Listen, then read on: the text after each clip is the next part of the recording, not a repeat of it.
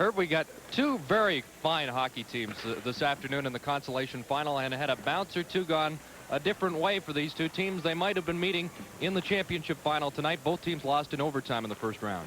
Yes, I'm really looking forward to it. I haven't seen a high school tournament for the last 5 years, but these two hockey clubs, if there has been ever a better consolation championship game, I don't know when, and if there has been, it can't be any better. Well, we hope for a good one this afternoon. Let's meet the starting lineups for the Hibbing Blue Jackets and the Minnetonka Skippers. And now let's meet both of these fine teams. Starting first for the visitors, the champions of Section 6, the Minnetonka Skippers.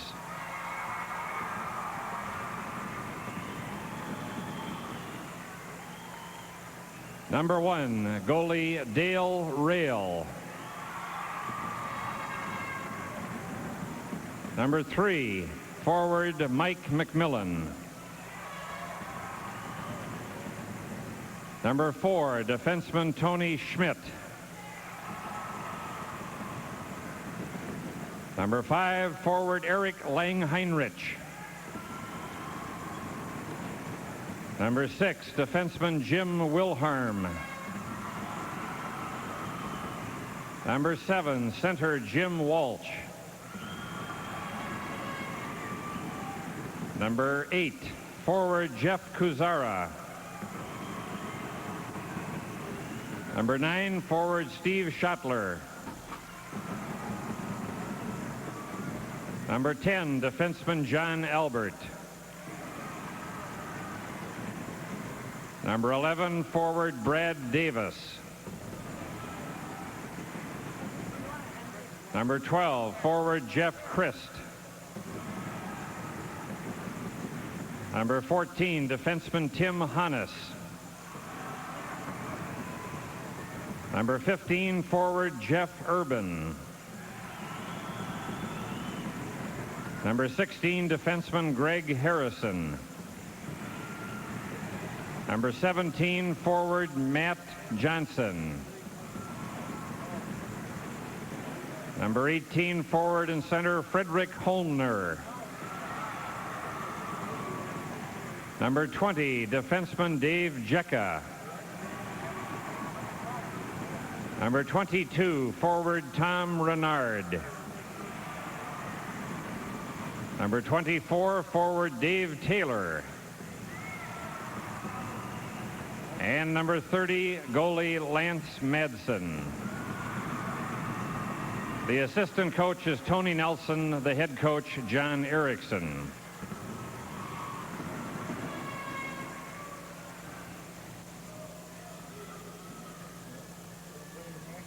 And now let's meet the champions of Section 7, the Hibbing Blue Jackets.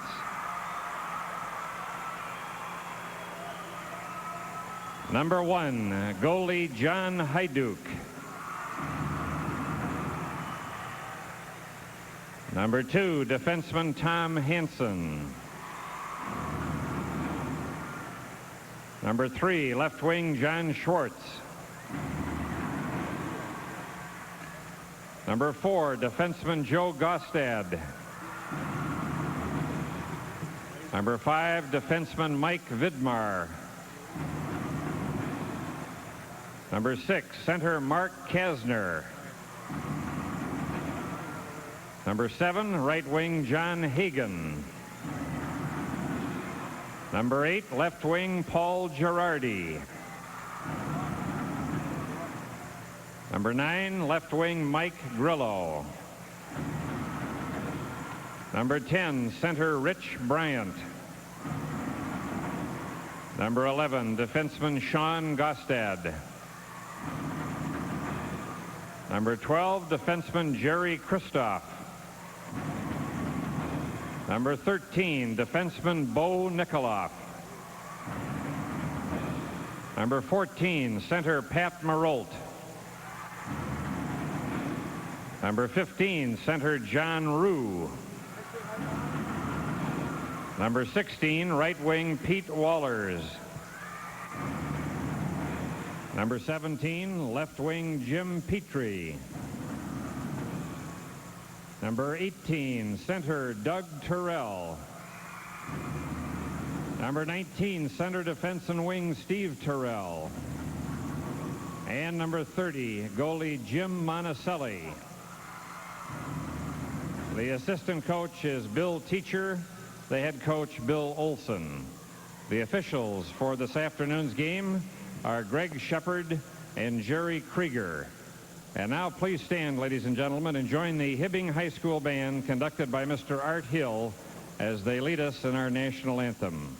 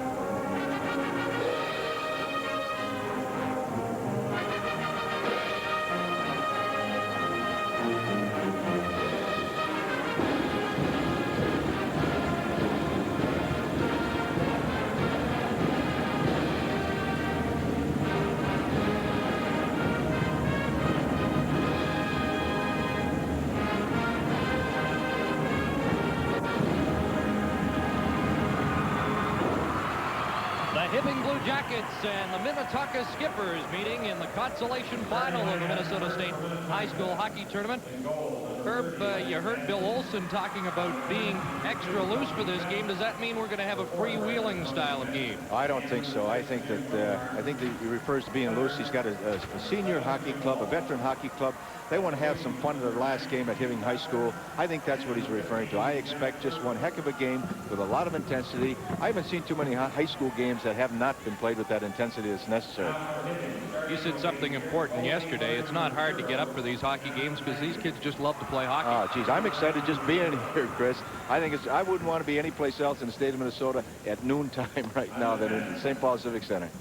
Well, the Minnetonka Skippers got here after losing that heartbreaker in quadruple overtime to Bloomington Jefferson 4-3. They came back and blanked Bemidji last night 3-0, while Hill Murray defeated Hibbing 4-3 in overtime in the afternoon session of day one, but they came back to beat Hastings 6-1, so that's how these two teams got here. And I wonder if we'll have a repeat of last year's consolation final. It was something else when Roseau beat Burnsville 9-8 in overtime. No, I don't think we're going to see that type of game. I think we're going to see a tight checking game, but with the necessary flow and rhythm to it, Chris. Lance Madsen is starting in goal for Minnetonka. John Hajduk gets the call for the Hibbing Blue Jackets, and two very evenly matched teams will start. Jim Walsh at center with Steve Schottler and Jeff Urban for Minnetonka in solid blue with white trim. Hibbing Blue Jackets in basic white with blue and red trim for this game.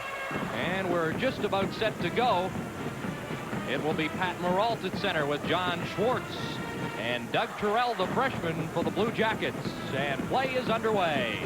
Steve Schottler knocks it to the line. That is Nikoloff on this near side. Up ahead to John Schwartz. He is checked near the line, and it comes out to center for Tom Hansen. Hansen over to Nikoloff. Our right wing pass is broken up, and now Urban bangs away at it. Jim Walsh goes after it, and it's shot into the center ice zone, and here come the Blue Jackets over the line. Terrell's shot is knocked down in front, and it is cleared to the sideboards. And now back comes Minnetonka over the line. This is a dangerous rush right in front. Wilharm in the lineup, and that is a surprise that he would get on the ice that early. He has a sprained shoulder, and although he suited up, we weren't sure how much he'd play today. I don't think you're going to keep him out of there, Chris, really. He's a very competitive athlete. And he's been a solid member of this Minnetonka team in the tournament. Dave Taylor clears it out to center ice, and the Blue Jackets fire it right back into the skipper's zone. We're in the first minute of this consolation final between Hibbing and Minnetonka. Now out come the Skippers to center ice over the line. Tom Renard with Dave Taylor. Renard tries to jam it in, and John Hajduk stood his ground and makes his first save of the afternoon. Puck cleared into the center ice area, and now down into the Minnetonka zone by John Hagen. So you've got Kasner, Hagen, and Grillo out. And up front, for the Hibbing Blue Jackets. A pass into the center ice zone for Holner, failed to click, and now Kasner backhands it down into the Minnetonka zone, and the Hibbing Blue Jackets make a line change as Dave Jecka works his way to center, fires it in. Hajduk has to do the splits. It's around the boards. Renard in for checking, and now Rich Bryant takes over. Bryant works his way out to the blue line. Nice move there, but he lost his stick as he was hit on the play by Jeff Christ. And Minnetonka fires it back in, and John Hajduk will hold it for a faceoff. You know, Chris, one of the little things that you see some discipline, the way they're changing. They're not changing when the other team has the puck in the neutral zone. They're watching their changes all over the ice. They're able to dump the puck, get off at the right time, get in fresh unit out there, show some discipline, show some good coaching. As a high school coach, ideally, what's the best length of a shift? Well, I think they're pretty much, you know, 45 seconds to a minute at the most. All depends on the rhythm and the style of the game and whatever.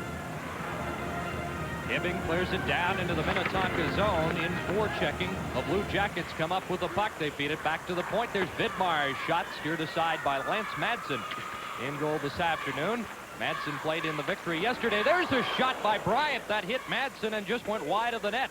Madsen just got enough of that dangerous shot by Rich Bryant. And now Minnetonka sends it out into the center ice zone. Christ trying to get loose. Jeff Christ fires it down to the blue line. It is knocked back down into the Minnetonka zone. That's Greg Harrison with the puck. A cross-ice pass, and now a lead pass for Hannes is broken up. And back come the Hibbing Blue Jackets. Over the line, Petrie in. There's a shot by Terrell. He goes after his rebound, and Madsen will cover up. So Steve Terrell comes close, but Madsen closes the door, and it remains scoreless here in the first period.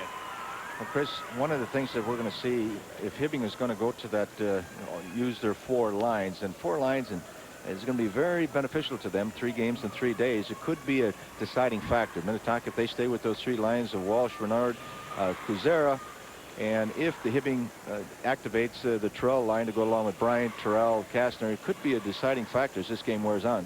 There's a break in the action. We'll be right back with the Minnesota State High School Hockey Tournament.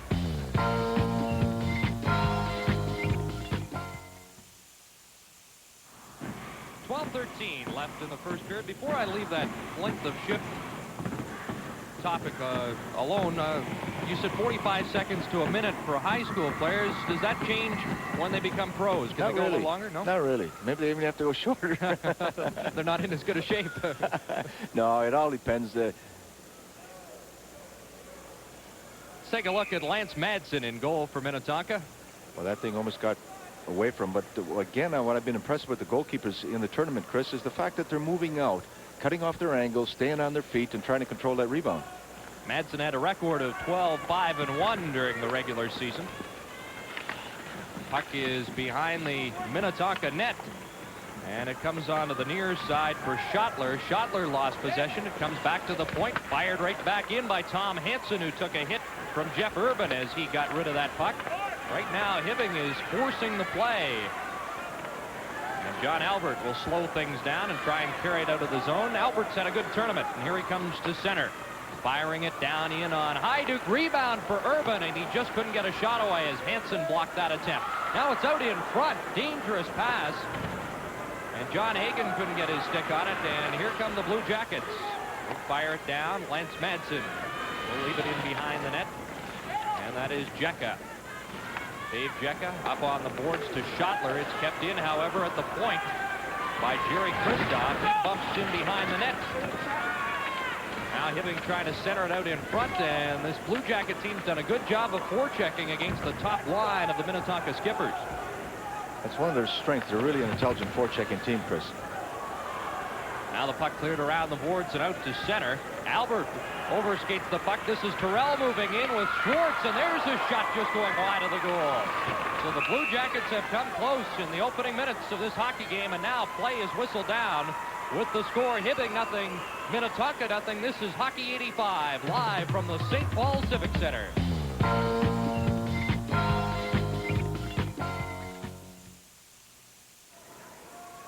Jim Wilharm goes off for hooking at 4:11, and we'll get a chance to see the Hibbing Blue Jacket power play. They've been 0 for 10 in the tournament, and that is a big statistic in explaining why they're in the Consolation Championship and not the championship game. They're about 36% coming into the tournament, however, Chris. So you know the potential is there. Here they come out of the zone. And in over the line, they just dump it in, and going after it is John Albert for Minnetonka, but Hibbing comes up with a puck. There's a shot off the stick of Nikolov, and it deflects wide of the goal, and Albert clears it out to center ice. Up front for Hibbing, Pat Maralt along with John Schwartz and Doug Terrell.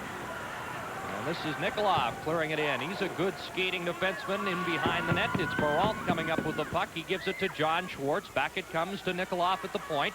Now to Schwartz near side. There's the shot. Pile up in front, and the puck didn't get through. And Minnetonka clears it out to center. 10 minutes left in the first period. Hibbing puts a lot of pressure on their power play by running a little umbrella on the top and trying to jam two guys down around that pipe, Chris. Here they come back again. Tom Hansen centers it through the goal crease. Comes back to the point. Kept in. That's Hansen with it. He centers it across. There's the shot off the stick of Hagen. And Madsen got his arm up to block that one. Good pressure. Here's Maralt. They might get their first power play goal here. Right out in front. Backhand. Madsen makes the stop. And it's cleared to the line and out. But they're getting chances, Herb. Yes, they are. They are getting their opportunities to score. Oh, boy. Minnetonka on a change allows them to come right back in. Hagen broke his hockey stick when he was set up in front. That looked like a bad line change for Minnetonka. Yeah, they don't want to start changing there when the other team has control. I think some of the players thought that puck was sent right down the ice, and they were surprised when a Hibbing defenseman had it in the center zone. Just 15 seconds, however, left in the penalty to Jim Wilharm. And this is Jerry Kristoff coming out of his zone. Up on the right wing. And they move it across, and this is Kasner. Kasner tries the drop pass. He's checked, but does get it back again. Feeds it to the point. Now it's back into Kasner. Wilharm back on the ice. And that's Jim Wilharm with the puck now. He leaves it, and it goes up to Schottler. Schottler can't get loose, and it's fired right back in by Sean Gostad. In behind the goal, Tony Schmidt bumped off the puck. It is loose for Mike Grillo. Grillo hammered against the boards by two skippers. It's cleared around to the other side. As again, this Blue Jacket team does a good job of forechecking. Here's a shot from the point, deflected in front, and Madsen will cover up. Close call there. There's a break in the action. We'll be right back with the Minnesota State High School Hockey Tournament.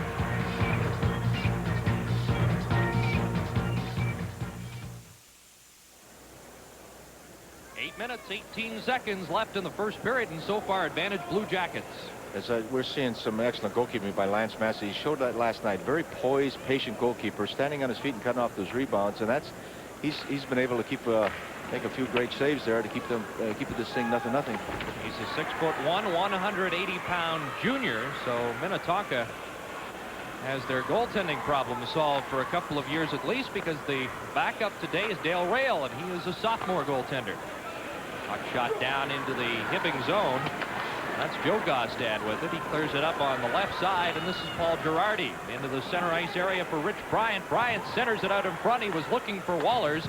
That pass was gobbled up by Jeff Christ. It comes to the line. Hibbing, however, keeps it in. There's Girardi getting knocked down. Wallers in forechecking, trying to get that loose puck, knocks it in behind the goal. Rich Bryant goes after it. Girardi out in front. Now Girardi on the near side. This is Girardi with the puck, tried to back pass it, and that was intercepted by Jeff Christ. Christ now clears it down in the zone, and I believe we've got a penalty upcoming against the Hibbing Blue Jackets, so it'll be Minnetonka's first chance on the power play. As you referred to earlier, Chris, I think the outstanding feature of the game so far in the first 8 minutes has been Hibbing's ability to forecheck.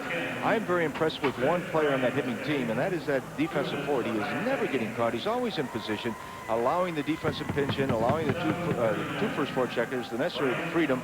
Very disciplined, and I tell you, they're an excellent forechecking team. Might be the best forechecking team I've seen in the tournament. High sticking the penalty against Rich Bryant at 7:39. And we'll get a chance to see this skipper power play in operation. Comes back to the point to Dave Jecka. Jecka moves in as Rube scores. Good goal. Power play for Dave Jecka. Chris, the importance of face-offs again. Games are won and lost on those little face-offs, and then we all coaches working up on those darn things. but Jecka really got some good wood on it. Just blew it by Hajduk. Hajduk was coming out at the shot. He didn't have an opportunity to set a permanent base, and he couldn't move laterally.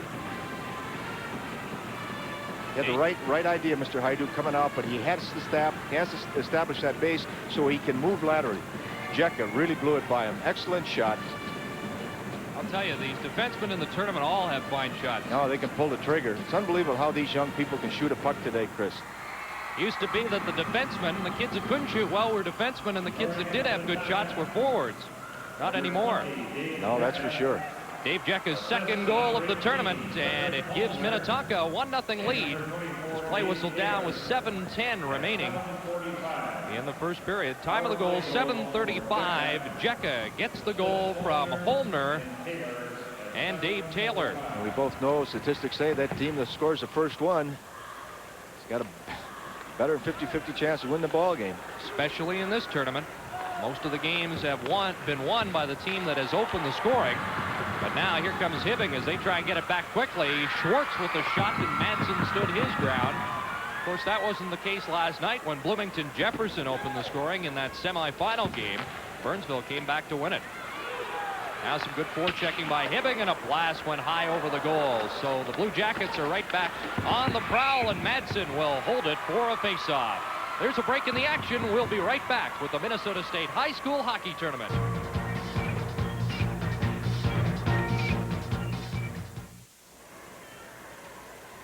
Face-off to the right of Lance Madsen, who has been the busier of the goaltenders so far, but the Blue Jackets have yet to beat him. Here comes Minnetonka down the ice. This is Jeff Urban over the line. He's been an outstanding forward in front, and a shot just rolled wide as Steve Schottler deflected it. And now Urban digging in front, and they hold it for a face-off. Number 15, Jeff Urban's really been outstanding in this tournament. He's a big, strong kid with a good future. I'm impressed with his agility and his mobility for being 6'2", 6'3", 190 pounds or so. He has an excellent future ahead of him. He's had a very, very good tournament. His older brother Rob plays at Bowling Green. Yeah, he comes from a good family. From the face-off, Jim Walsh fighting for it.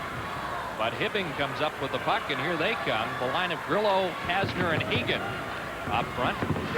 That is Hagen going down in the corner. Grillo forechecking as he took his man into the boards. Kasner on the far side, and he comes up with it. Mark Kasner still against the boards, and he is really hit in there by Jim Walsh. And the thing that's impressed me about Walsh here is for a kid that led the Lake South in scoring, he is a very defensive-minded forward. Yes, he does check very well. There's no question. He's very conscious of his checking, game. And they do use him on a point on a power play, so obviously he can handle some rushes if he has to fill in as a defenseman. But again, I refer to one thing. If Hibbing keeps going those forward lines and keeps forechecking the way they are, they could just wear Minnetonka down. But at this age, with the adrenaline going and the emotion, who knows? From the faceoff, Minnetonka comes up with the puck and clears it down the ice, and that's Urban giving chase. Jeff Urban in the corner. He's knocked down, and the Blue Jackets come up with it, but Gostad is checked. Now Urban tried to set up Walsh. Walsh is in behind the goal, tries to duck a check, but he's double-teamed and lost possession, and back come the Blue Jackets.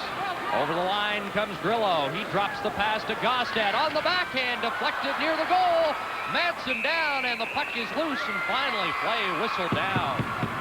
Again, Mr. Madsen just holding that club in there by just doing one thing that the young goalers should be doing, or all goalers, just standing up, and not flopping all over.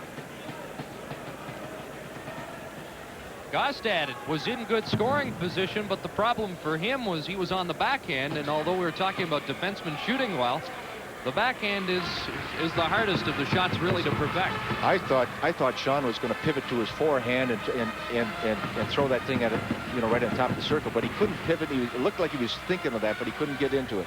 Well, we've got some ice problems, so we're going to take a break with the score. Minnetonka 1, Hibbing nothing. This is Hockey 85, live from the St. Paul Civic Center.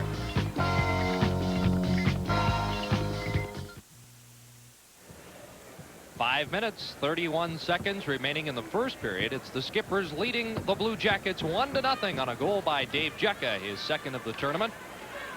And from the face-off, it comes back to the point. Joe Gostad whistles it wide of the goal. The rebound, and Madsen again stands his ground. Minnetonka trying to clear, but Hibbing continues to put on the pressure, and finally it comes outside the line. Back it comes to big Mike Vidmar. Vidmar up on this near side for Kasner. Now Gostad knocks it into the zone. Put back out to center, but it's brought right back in. Here's a right wing pass, and all tied up on the play was Pete Wallers. And now play is whistled down, and I think we've got a penalty upcoming, and maybe two. Yeah, I think that Greg Shepard got them both for, I think it was a high stick and an interference or whatever. A little play, the penalties off to the right side of Madsen. Both for high sticking, Chris. So it's Paul Girardi off for the Hibbing Blue Jackets, along with Jim Wilharm. Let's take a look at what happened there. Wilharm's a hard-nosed defenseman. They're just saying hello Saturday morning. Nice to see you. Welcome down to the Twin Cities. Geez, it's great to be at the Consolation final. Hey, and there's no intensity. They're just too loose. They don't look too loose to me. We're here to play, Chris. So the two teams playing with 4 skaters aside. A little more open ice for the two clubs right now for the next couple of minutes. Under 5 minutes to play in the first period. And there's a nice move as Joe Gostad comes over the line. Gostad breaks through and just rolled it off the post. What a great play by Gostad as he split the defense and just rolled that shot off the post. Now it's sent down deep in the zone, and Mike Vidmar, who we also mentioned back on Thursday, is the leader in his class in academics. Passes out on the wing, and Waller sets it up in front. Perrault scores! Pat Perrault, and it's tied 1-1. Excellent play by Wallers. Having the presence and the sense to look around. Looking around. Minnetonka, too many people chasing the puck. Found Perrault. Right coming through the crease. The high slot. Good wrist shot. Had the goalie maybe moving a little bit to the left. Couldn't protect that short side low. That's Perrault's 3rd goal of the tournament. And it comes at 10:42. That is an even strength goal. Not much Lance Madsen could have done on that. That's just an excellent offensive play by Hibbing. Good pass, good shot, low corner, tough to defense. I tell you, sometimes you think these players are trying too many back passes, but that one by Wallers was just perfect. I think the passing, once you get in the offensive zone, as long as they're on angles, Chris, you're all right. A little back diagonal is all right. A little forward diagonal. Those flat passes are what kills you. But this was a perfect executed back diagonal pass. So we're all tied up, Minnetonka and Hibbing. The Skippers open the scoring, but Hibbing has been the aggressor for the most part, and they have tied it. But here's a scoring chance and a shot right on goal. And John Hajduk makes the save off John Albert. It's so important, Chris, that I'm sure the coaches in this tournament are telling the players coming back late into that defensive zone, don't look at the darn puck. Pick up the trailers. Look for the people without the puck. The goaler, you got to use your goaler. Let him take that first shot. Actually, it's not a 4-on-4. It's a 4-on-5 if you effectively use your goalkeeper. Everybody gravitate the puck. Left Wallers wide open. The time of that goal was 10:42, and they've also given Tom Hansen an assist on the play. So it's Perrault from Wallers and Hansen. 50 seconds left in the penalties to Wilharm and Girardi. Puck behind the goal as Paul Roux is out now for checking. That's Roux's first shift of the game, and now it comes out in front. Gostad off the crossbar with a backhand. So Gostad's had a couple of fine scoring chances. Well, actually, the brothers have. That time it was Sean. Joe had the earlier chance, so they're all getting into the act. Now Minnetonka comes back down the ice, and we have play whistle down, and I think a penalty upcoming against the Blue Jackets. There's a lot of intensity in those corners, and as you know, those hockey games are won and lost in those corners. Sean Gostad got to stick up a little bit. He hooked him right around the throat. He's coming off a good offensive opportunity. Just worked very hard back into his own defensive zone. Hibbing's defense getting the scoring opportunities off a good aggressive forechecking pattern with a defensive forward filling in, allowing those people to pinch down and look for some loose pucks. Notice their defensemen have had a lot of the scoring chances. Yep. And by the way, you might have heard the official when making the call at the penalty bench, I believe, has taken that assist away from Tom Hansen and given it to number 5, Mike Vidmar. We'll wait for the official announcement, but I I think we eavesdropped in and caught that piece of information with 3 minutes 16 seconds remaining in the first period. And the Minnetonka Skippers with a 4-on-3 power play, and I know Herb Brooks likes this setup. Well, I think any coach would like it. You don't have a lot of time to execute it right now, but they can form a little diamond. It's awful difficult to defense against. That's Urban in the corner. He feeds it back to the point, but nobody's there, and the puck comes out to center. And now it is 5 skaters against 4 as Wilharm and Girardi are back on the ice. Hey, Christopher, you know, Mr. Wilharm playing with a sprained shoulder, he sure is awful physical today. He's sure testing that thing out. Well, this is his last game of the season. And he wants to go out in style, as all the seniors in this tournament do. Jim Wilharm, of course, the 6th-round draft choice of the New York Islanders. There you see Minnetonka's record on the power play. Let's see what they can do now with the man advantage for the next minute and 24 seconds. Puck in the corner. Schottler tries to dig it free along with Urban. Puck still loose, and now Hibbing comes up with it. And here they skate out to center. This is John Hagan. He clears it around the boards. Kasner in on the other side for checking, and it comes to Dave Jecka. He's the goal scorer for Minnetonka on the power play here this afternoon. Up off the boards, and really we're not seeing good organization by Minnetonka on this power play. No, Mr. Grillo from Hibbing really, killing that penalty, threw a big hit. And Mr. Wilharm caused him to lose the darn stick, and he couldn't get back into the play. Again, it says using all 3 zones, using all 3 lanes in the ice is very important for any power play team.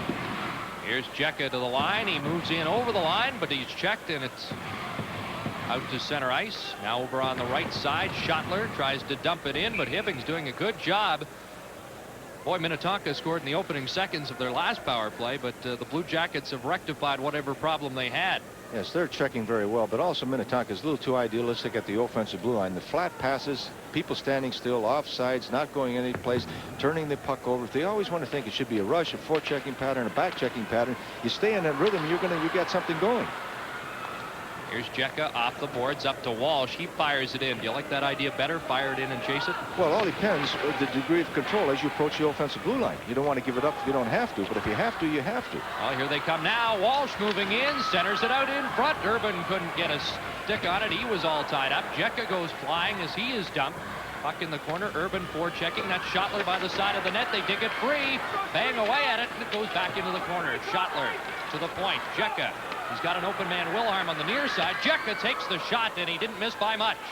Now the puck comes around the boards and out to center. Just 4 seconds left in the power play opportunity, and now we've got some sticks going up between Jeff Urban and Mike Grillo, but play whistled down, and both teams managed to separate and head to the respective benches. Well, they're throwing their bodies around. There's no question. The referees are letting them play. There's a lot of traffic in front of that net. I guess they're trying to establish something rather early, or at least within that first period, but all right, Hibbing back at full strength. Puck goes up over the glass out of play. Does that mean Tom Hansen has a good sense of humor if his nickname is Harpo? I don't know. I have a mental blank here, Chris. I think of Dave Taylor. Look at Dave Taylor, number 24 Minnetonka. I have flashback to Dave Taylor at LA Kings. I said, I was always worried. And I think of Dave Taylor, just thinks, oh, puts some fear in you. Give Dave Taylor of Minnetonka a compliment because he is somewhat the same style. He's a big kid and has good offensive talents as well as a good forechecker for the Skippers. He's number 24. Now in over the line comes Hibbing. A good check there on the far boards, and now we've got less than a minute to play in the first period. A 1-1 tie between Hibbing and Minnetonka. There's a good check at the line. And back in his own zone retreating is Pete Wallers. Wallers set up the Blue Jacket goal earlier in this period. And here he comes to center with Rich Bryant and Paul Girardi. Now it's shot in by defenseman Joe Gostad. And the Blue Jackets make a line change. This is Dave Taylor on the near side. He's a right winger like his NHL namesake. Here they come up to the line, and Minnetonka skating in over the line. Tom Renard is offside. Coach's nightmare. Turnovers at that offensive blue line.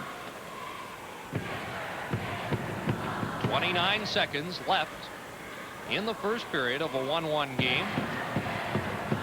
Girardi had a big game yesterday with a couple of goals in that victory over Hastings. Here's Jim Walsh on the draw against Terrell. And it's Terrell coming up with it, the freshman to center ice. He passes in over on the right side. There's a drop pass that wasn't a good one as he put it on the stick of Jeff Urban. But to his credit, he got it back and clears it into the zone. Pat Moralt did. Around the boards it comes and comes out to the blue line. Joe Gostad has it there. Now Gostad gets it back again. Getting the brothers mixed up. That's Sean Gostad, number 11. He clears it in at the buzzer, and that will do it for the first period of play. Both teams had their chances. I think Hibbing had a slight edge in play, but it's tied 1-1 through 15 minutes. I think Hibbing had that slight edge at the start, and they were generating an awful lot off that, very aggressive and intelligent, forecheck and forcing those turnovers early, Chris. All right, so it's 1-1 after 15 minutes of the consolation final between the Hibbing Blue Jackets and the Minnetonka Skippers. Let's go down to Sports Control. Thanks so much. You know, Minnetonka was surprisingly strong last night after playing that 4 overtime game. They looked a little tired here. I'm wondering if it might be catching up to them right now. Yeah, I think Hibbing was loose, as we said, but they have to do something about their power play. 0 for 11 at the last point I've heard, and they just have to get it cranked up there. But 1-1, just about as close as we expected it would be. Okay, this is Hockey 85, continuing coverage of the state high school hockey tournament.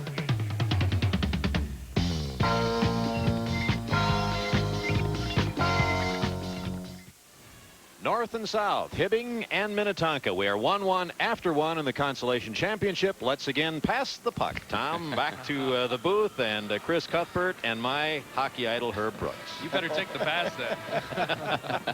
Yeah, Ralph is great, isn't he, Chris? He sure is. I'm spying on Herb Brooks' little magic notepad here, and it says Minnetonka troubled DZ. What does that mean? Well, I just think they're having a little trouble in their defensive zone. I think the Hibbing team has been able to forecheck and cause a lot of the turnovers. They're taking the body quite well, allowing the defenseman to pinch down. I just wonder if they can withstand that Hibbing forechecking. So that could be the key going into the second period. It's a 1-1 tie. Dave Jecka has scored for the Skippers, but a nice goal by Pat Moralt, set up by Pete Wallers, has us in a 1-1 tie through 15 minutes of hockey in the consolation final. As you see the Skippers huddle, and one of the interested onlookers here this afternoon. Chris, we talked, there was a very physical game last night between, Minnetonka and Bemidji. Did it take anything out of this hockey club, this afternoon? I don't know. Well, they also went through that quadruple overtime. But then again, these are youngsters that have been working towards playing in the state tournament. They knew they were going to at least hope they would play in 3 games in 3 days here at the St. Paul Civic Center. That's right. Resiliency you mentioned, Chris. That resiliency of youth, huh? They bounce back. Boy, to be that age again. Yes, sir. Just to go back about 15 years, we'd be there, right? About 15. About 15. I heard a rumor you played here 30 years ago, but I can't believe it. Just a rumor. That's what. Oh, that's a long time, my gosh. Shots on goal in the first period. Hibbing out shooting Minnetonka 12-7, and we're underway with the second period, and that is Terrell in the corner centering it out in front. It comes back to the point. Hansen's blast is deflected wide. Madsen had it against the side of the net, but Hibbing digs it free. And now Steve Schottler for the Minnetonka Skippers. Good pass up ahead to Jeff Urban. Urban hits the line, but he's working against 3 Blue Jackets and is taken to the boards. Clears it around on the far side. It's kept in by Greg Harrison. Now in front to Jim Walsh, the shot, and Hajduk makes the stop. Rebound, and it's knocked into the corner, but look at Jim Walsh fighting for it, along with Schottler, who put it out in front. And now Hibbing comes back, and it's John Schwartz backhanding it to the line, and the Blue Jackets make a line change after that quick start by Minnetonka. Puck cleared in behind the net. Jeff Urban on the prowl, tried the back pass out in front, but it hit the side of the net. Now around on the near side boards. It's Holmner working for it. Puck comes loose. Here's a chance for Schottler, the drive, and it's stopped by Hajduk and goes to the corner. Good opportunity there. And now they hold it for a face-off. There's no question Hibbing has got to keep in check Jeff Urban, Stevie Walsh, and Stevie Schottler. I believe they're the 3 top scorers for Minnetonka in a very tough and competitive conference, Chris. And I haven't seen Hibbing going to any one particular line to check the Walsh line. I think they're just whoever's up's going to take a run at them. That's it. Second period has been a good one for Hibbing in the tournament. They've outscored their opponents 4-0 in the second period. And Out they come to center ice. And over the line, offside is the call. As Sean Gostad tried to lead the rush. He's a it's an interesting statistics not too many people keep it. The number of turnovers at that blue line or between the blue line and the top of the circle, that really shows some flow and intelligent play, you know, by a hockey club. Nothing the worse than to turn that puck over at that little 30-foot piece of ice. Do you keep track of total offsides as a coach? Well, yeah, I look at a little bigger thing, a turnover that goes into the top of the circle. We keep us some stats on that. Okay, here the Blue Jackets coming from the side. That was John Hagen. Kasner in for checking, and now Hagen goes after the puck once again. Keeps it alive for the Blue Jackets. Kasner had to fight a stick that was down on the ice there, but got it out in front, and now back comes Tom Renard. He's a quick forward for Minnetonka. Good burst of speed. This is Renard working in. Shot hit the goal post. What a great rush by number 22, Tom Renard. Boy, he just turned that defenseman and pulled that puck to his forehand, hit the pipe. Excellent efforts by Tommy Renard. Now play called down on the offside at the Minnetonka blue line, but that was just a fine play by Tom Renard, and we get a look at it. See, he put the puck to the outside. He's going to hold the man up, pull it across, quick, hit the pipe. He can go. Great burst. Do you say Renault, the French pronunciation? Renault? Well, Renard is actually French for fox. Oh, he was moving. Now back inside the line come the Blue Jackets. Pete Wallers with the puck. Rich Bryant's out in front.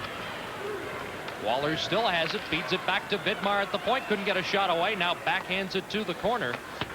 This is the way much of the first period was played, with Hibbing doing a good job of forechecking. Comes back to the point. That's Joe Gostad. His shot is knocked down, and now maybe a break as Hannes tried to come out of the zone, but he was checked in turn by Gostad, who comes back. Gostad loses control of it, and now Minnetonka skates out. That's Jim Wilharm. Wilharm over the line with a good move. Coming in, shooting, and Hajduk just got enough of it, and it rolled just wide of the open corner. There's a shot, and that went off the goalpost as Tony Schmidt rung it off the pipe. The goalkeeper's best friend, those old pipes, Chris. Here's a break the other way. Bryant just rolled it wide. Wide open hockey in front. They score! Finally goes in the net. Unbelievable. If you're the Minnetonka coach right now, and the team, you say, what do we have to do? You make a couple rushes off both pipes, come back in, you get a little confused, bang, it's in the net. John Rue, the goal scorer, and another little note on Herb Brooks' notepad was 4 lines versus 3. Hibbing just sent out the 4th line, and John Rue was the man who scored the goal. It paid off. This confusion off to the side, thinking right under Hajduk's leg. Rue, Johnny on the spot. It's a gaping net, big hole. I used to miss those things, Chris. Whenever the coach let me in just once in a while. Poor Minnetonka. They're saying, hey, 2 great offensive rushes, 2 pipes, and now they're down by 1. What do we have to do? It's tough. That's Rue's 2nd goal of the tournament. Paul Girardi gets an assist, as you saw. He was the man who centered it out in front. Rue was the benefactor off of some good forechecking. Rue's one of the smallest players in the tournament at 5'5", 135 pounds. He's a sophomore. And it's 2-1 for Hibbing. Here's big Steve Terrell passing it on the left side. Working in is Jim Petrie. He is taken down. And that's that 4th line for Hibbing. And that should pay off for the Blue Jackets in this, their 3rd game and 3rd day. Bo Nikolov to Tom Hansen. And Hansen up ahead to Steve Terrell. Terrell into the center ice zone for Petrie, and he put himself offside. There's a break in the action. We'll be right back with the Minnesota State High School Hockey Tournament.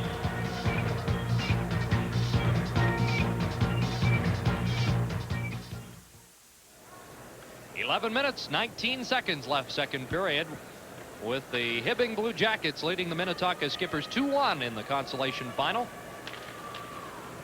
And it has been a wide open 2nd period so far.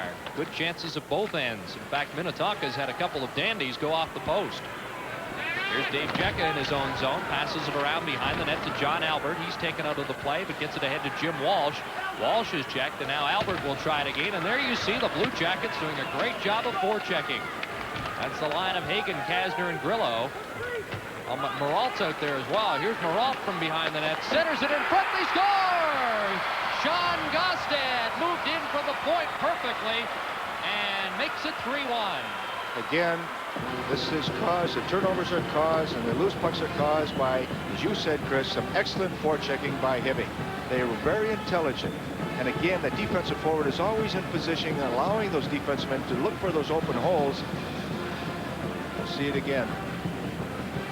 Sean Costa coming in top of the circle. Loose puck, bang. Minnetonka people, as we pointed out now at the end of the first period, they're a little confused in their defensive zone, and they're not able to handle that heavy forecheck. And then the Hibbing defensemen are finding some holes at top of that circle.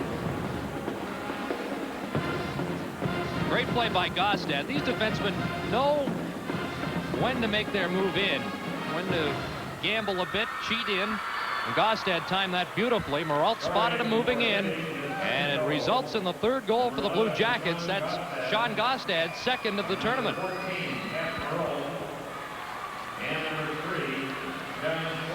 Maralt and Schwartz get assists on the goal as Hibbing builds a 2-goal lead, and back they come in over the line once again.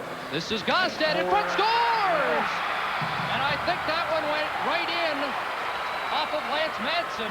It may have been deflected in front, but I think Gostad will get credit. I thought it went off the left or the right leg, you know, of the goaler. And again, that shot on net's never a bad play. Throwing it out there when you have a lot to do with it. Here we'll see Sean Gostad turning the goalkeeper. He is looking for Morales. He's just throwing it for little goal-mouth feet. I think it went off right off the pass. Might get a better look at it here. Correct me if I'm wrong now. He might have had the stick. It might have went off his stick. Maralt may get credit for the goal. We'll wait for the announcement. One more look as Gostad breaks in over the line. Maralt's in front. And I don't know. It might have even gone in off the skipper defenseman. Yeah, well, Maralt might have got a stick on it. They did give it to Patty Maralt. He did get a stick on it. Again, going to the net is very important. Going to the net is going to cause an awful lot of problems. They do give it to Maralt. That's his second of the game, fourth of the tournament. Gostad gets an assist. And it's a 3-goal lead for Hibbing. Oh, we talked about them having played very well in the second period throughout this tournament, and they have continued that here. They've now outscored their opposition 7-0 in the second period of state tournament action. Here's Mike Vidmar back in his own zone. Under 10 minutes to play in the second period. Those goals came 22 seconds apart, but now Minnetonka looking for one back, and a penalty is upcoming against the Blue Jackets. There's a break in the action, and with the score, Hibbing 4, Minnetonka 1. This is Hockey 85, live from the St. Paul Civic Center.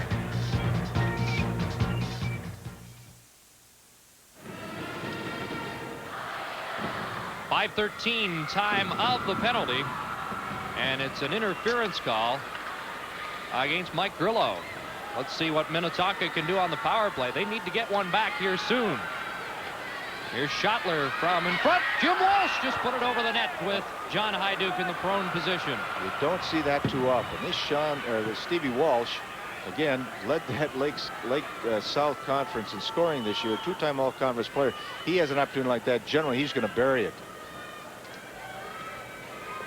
Walsh has a goal and an assist in the tournament, and he thinks he probably should have had 2 goals in the tournament after that one.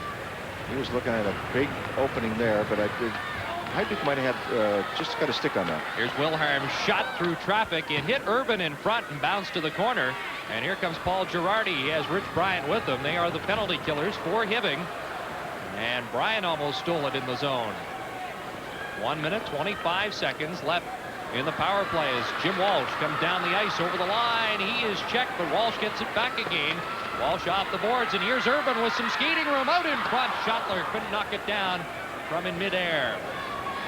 Now it's centered out in front. Urban bangs away at it. It comes to the blue line, and Wilhelm couldn't keep it in.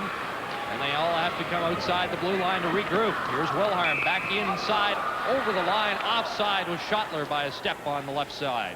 Well, they're having a hard time moving Jeff Urban in front of that net. He just planted there, and boy, he's a big, strong kid. And he's not only tying up one defenseman, but the Minnetonka make a little Hibbing make a little mistake by trying to get in an arm wrestling match with this youngster. You're just not going to move him, and don't worry even the extra defenseman. You got to keep one free for those loose pucks or whatever is going to happen off that power play. But as you said, Minnetonka needs a goal right now. They've got to get back into this ball game. They don't want to, you know, be 3 goals down too much longer. 55 seconds left in the power play advantage. As John Albert goes back to get the puck. Albert banned on the pass. Perrault may steal here. Got a shot on goal, and Madsen had to clear it, as Perrault was looking for the hat trick there. Now back comes Walsh to Urban. Urban tries the return pass. It's Walsh in the corner. Behind the net to Schottler. Out in front Urban, and he couldn't get good wood on it. Now Walsh to Urban again, and his shot is stopped by Hajduk. Good pressure here. Schottler. Schottler behind the goal. Walsh is helping out. Urban's parked in front. Now players sprawl in the corner. They keep it free, though.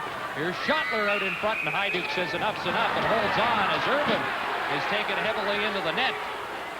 And the net comes off its moorings. And he's a big, strong kid. There's Pat Perrault. What a great forechecking job he did. He almost had a goal at the other end, shorthanded. Yes, he almost stripped Johnny Albert from the puck and put it in.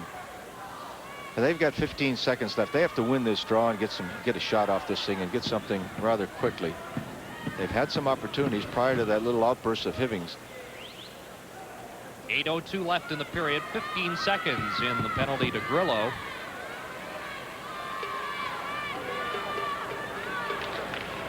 And from the faceoff, the puck rolls right to Hajduk. He spears it to Joe Gostad.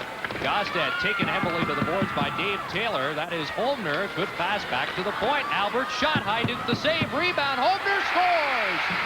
And they do click on the power play. There's 1 second left. It is a power play goal for Minnetonka. Well, I said they had to convert this thing. They had 15 seconds left. They were able to regain the puck off with some excellent forechecking by Taylor and Renaud. Holmner, Johnny on the spot, pounced on a rebound out high. Pounced on the rebound out high. Good backhand up high to the corner. Those Swedes have got a touch with that puck, haven't they, Chris? You know, it's funny. I watched Minnetonka in their section final last week, and it didn't take long to be suspicious about whether or not Holmner was a European, because he just plays like a European. Yeah, He's a does. very crafty player and has all the tools. Now they're very technically schooled in the finer points of the game. Why is that? We always say that the Europeans have all. Well, it's just through instruction, through the proper drills and everything else that goes along with it. So maybe we can learn something there's from no them. question. And vice versa. Yeah. Not necessarily from me, but somebody in North America. 7 minutes, 41 seconds left. Let's see if that picks up Minnetonka. It's 4-2 Hibbing, but back on the Blue Jackets. Hagen with the shot, and that didn't miss by much. Now it's Dave Taylor turning. Up ahead to Tom Renard. The puck going down deep into the zone. Renard is in first after it. He goes down. Holmner's there as well. It comes back to the point. Jekka fans on it a couple of times, but keeps it in. Jekka gives it to Holmner. That's Holmner with a couple of nice moves, but he lost control of it. And now it's the Blue Jackets clearing it out to center, and we've got a race for it. John Hagen is in over the blue line. Hagen looking for Kasner in front of Grillo, and Grillo was knocked into goaltender Lance Madsen. Now they battle for it in behind the net, and it comes to a Minnetonka player, but he can't clear the zone. It's back out in front. Holmner clears it to the boards, and Dave Taylor takes a look and gets a nice pass across to Tom Renard. Renard hit down deep in the zone, fighting for it. Comes around behind the boards. John Albert's moved in. That's Albert. He's got a man in front. Backhands it in front, and Christ couldn't make contact. Christ again backhands it, and it goes wide. So a flurry by the Skippers as Chris takes a man into the boards, and now they keep it in at the line, but we may have too many men on the ice for the Skippers, or are they calling it offside? They do. Offside. There's a break in the action. We'll be right back with the Minnesota State High School Hockey Tournament.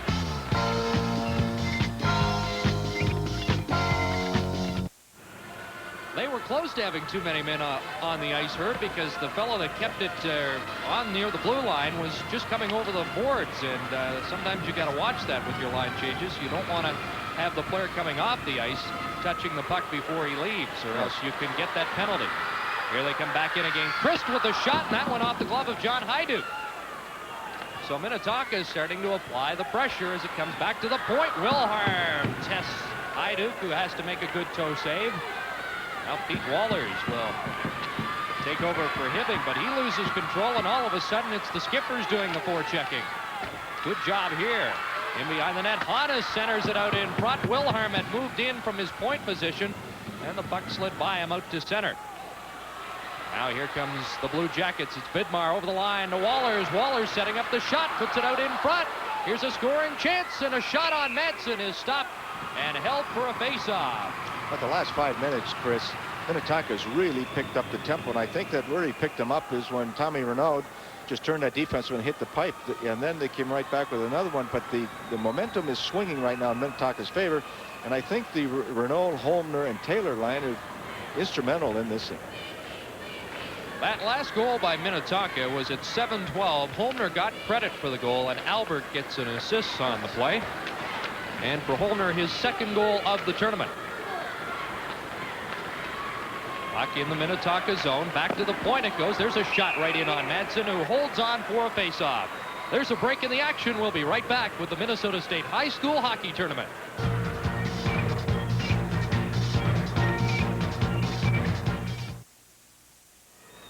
This is the fourth line for Hibbing out there, with Big Steve Terrell taking the face-off. Terrell out with Jim Petrie and John Rue, and they've clicked for a goal tonight. Rue has one of Hibbing's 4 markers. Puck cleared into the zone by Jeff Urban.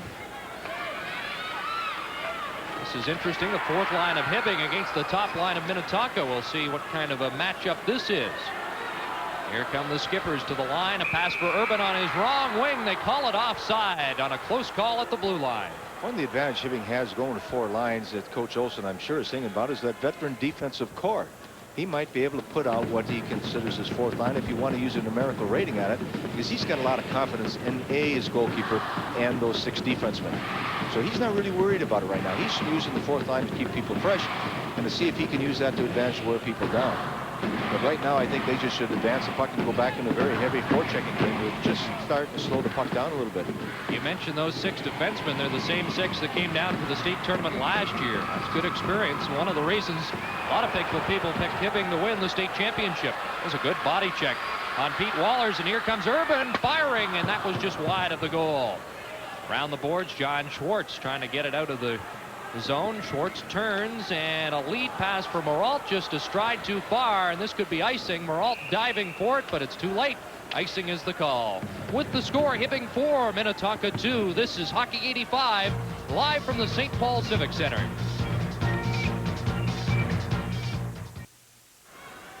There you see the time left in the second period. A 2-goal lead for the Blue Jackets, but you get the impression Minnetonka's not done here this afternoon as they're starting to come on. From the face-off, Dave Taylor knocks it wide of the goal.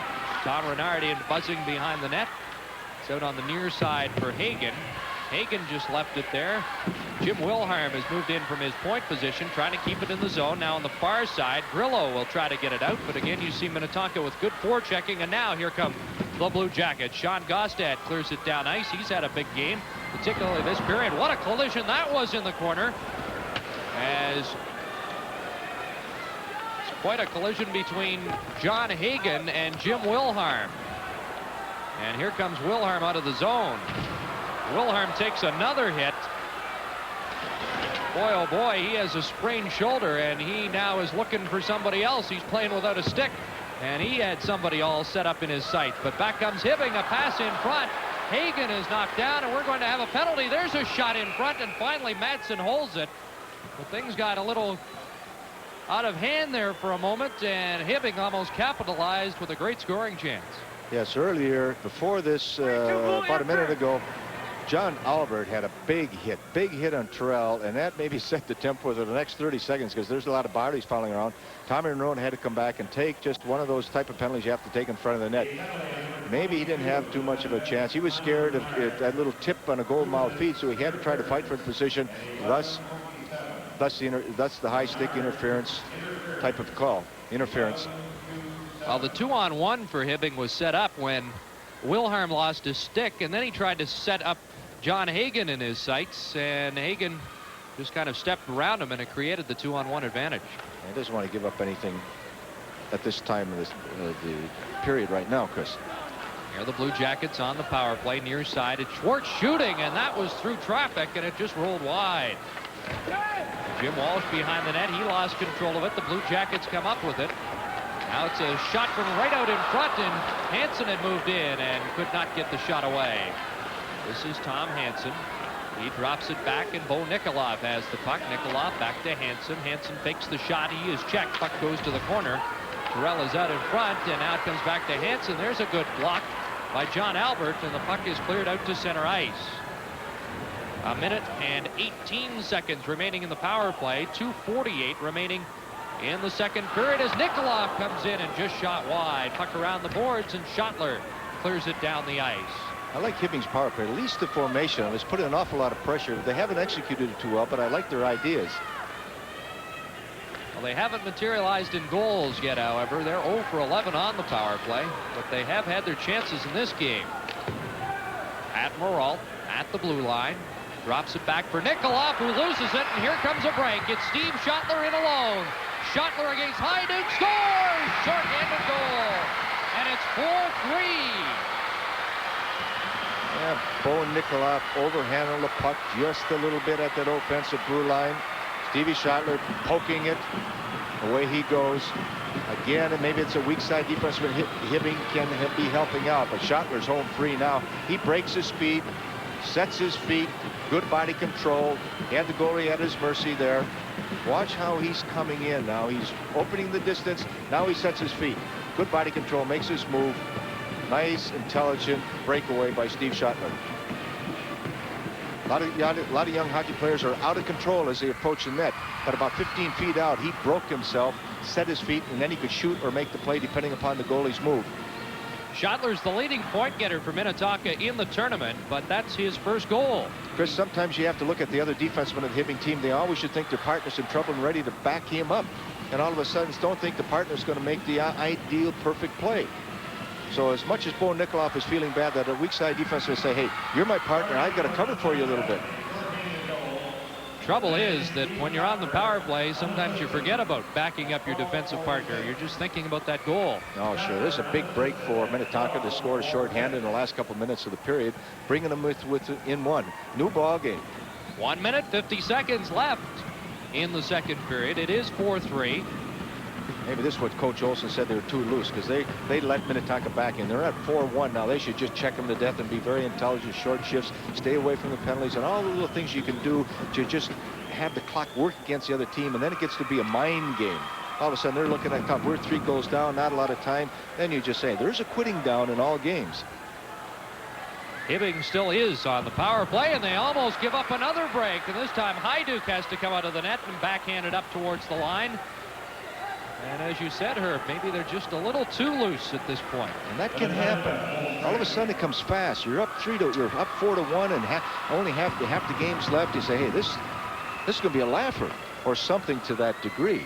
Not entirely, obviously, but you got to respect each and every shift out there, or this game could just turn so fast.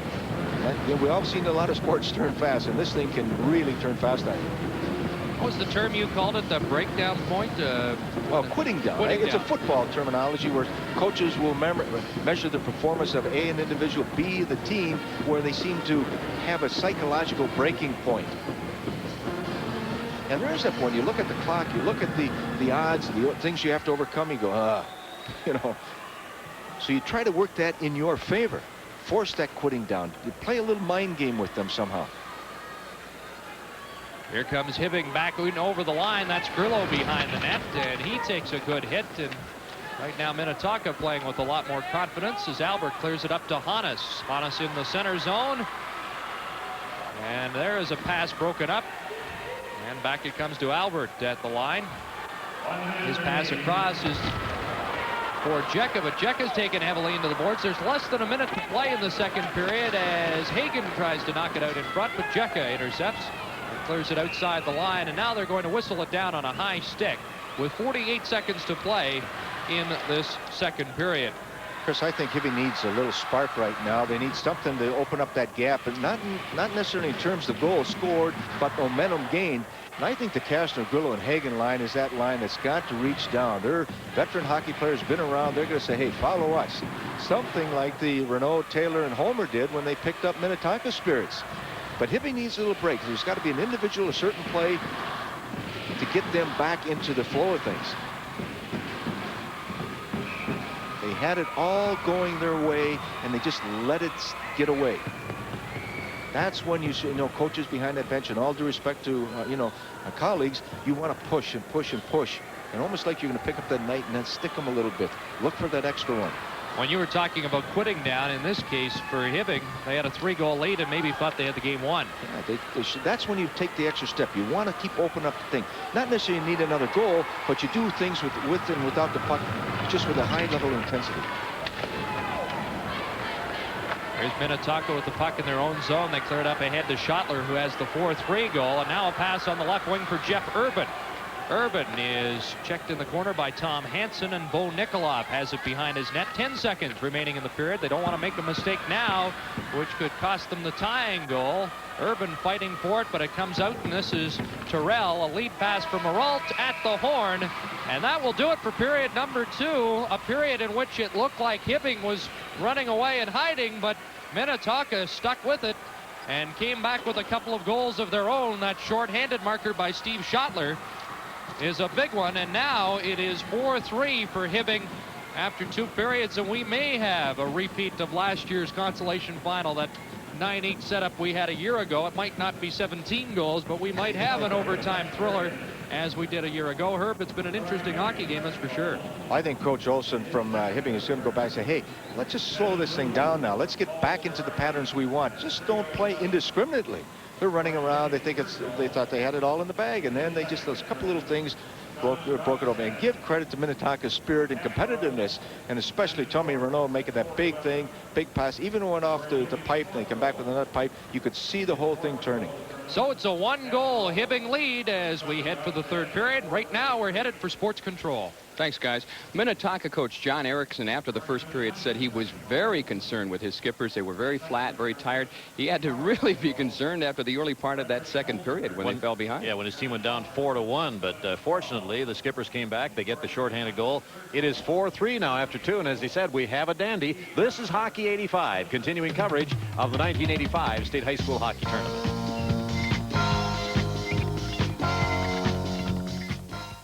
Well, we have 1 period of hockey left in the consolation, barring overtime, of course. And let's turn it back upstairs now and bring in Chris Cuthbert and Herb Brooks. And Herb, the shots on goal through 2 periods are even at 18 apiece, and it's been a pretty well-played hockey game. Yes, I think it has. I think that, as you said at the close of the second, Chris, a shorthanded goal really got Minnetonka into it. I think the Hibbing coach, Billy Olson, has just sat down with his club and said, hey, let's go back to how we started this game with an intelligent, aggressive forechecking pattern. Let's play the game in their end. Let's be intelligent at that offensive blue line. Let's stay, not go offside. Don't turn the puck over and get back into the flow. They've got to do that right away because Minnetonka now has the momentum. Anything else on your notepad there that you jotted down through the 2nd period? Well, all these little individual shorthanded things that I'm still trying to figure out. Let's just review the scoring in that 2nd period. After Jecka and Maralt traded goals in the 1st, John Rue put Hibbing ahead 2-1 at 3:07 of the 2nd period, and then a flurry by the Blue Jackets at 4:11. Sean Gostad from Maralt and Schwartz. 22 seconds later, it was Maralt from Sean Gostad, and it was 4-1, and it looked like Hibbing was pulling away, but the Minnetonka skippers came back at 7:12. Frederick Holmner from John Albert, and then at 12:46, a shorthanded breakaway goal by Steve Schottler, who now has 5 points, and that is tied for the lead amongst a number of players for the state tournament scoring lead. So far, it looked like Anoka would own that after their first game when a number of players had 4 points, but since then Anoka was quieting down, and the scoring race really is up for grabs in the last 2 or 3 games of this state tournament. We've got 15 minutes of regulation time left.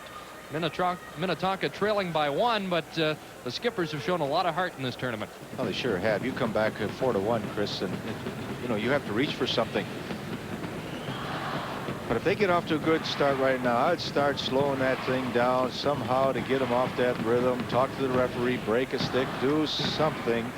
But I think these first 5 minutes are going to be very important for Minnetonka. Maralt clears it in over the line as we are underway with the 3rd period. Minnetonka is in dark navy blue uniforms, while Hibbing is playing with the white uniforms with red and navy trim. It's cleared in by Bo Nikoloff of Hibbing, and they are trying to get that forechecking game started. The Blue Jackets are. Minnetonka trying to clear it out of the zone, and it comes out to outside the blue line. Now it's Tony Schmidt firing it down into the Hibbing zone. Back to get it is Tom Hansen.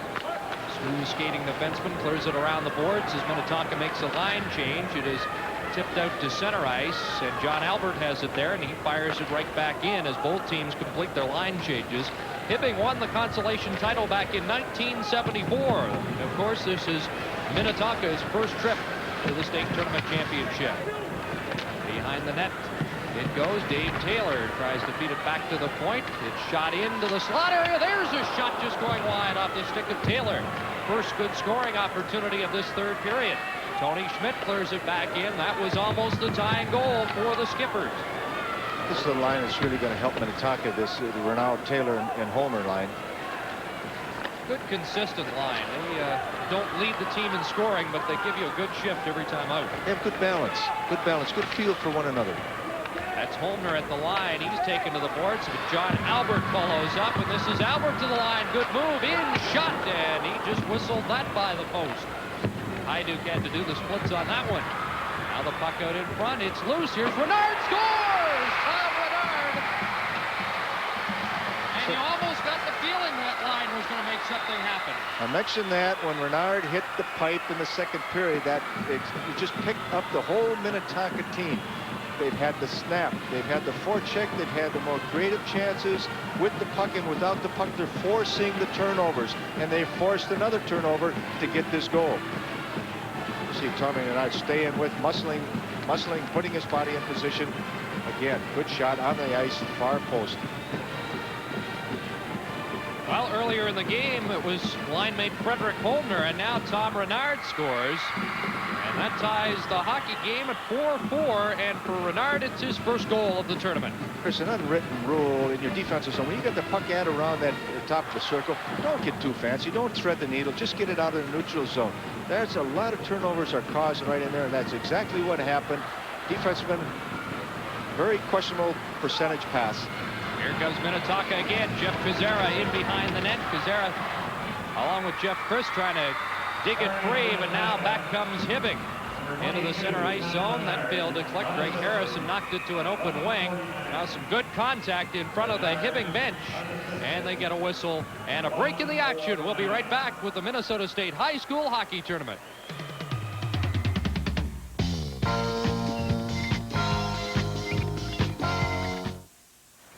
Chris, as I mentioned now, that these first 5 minutes very important for Hibbing.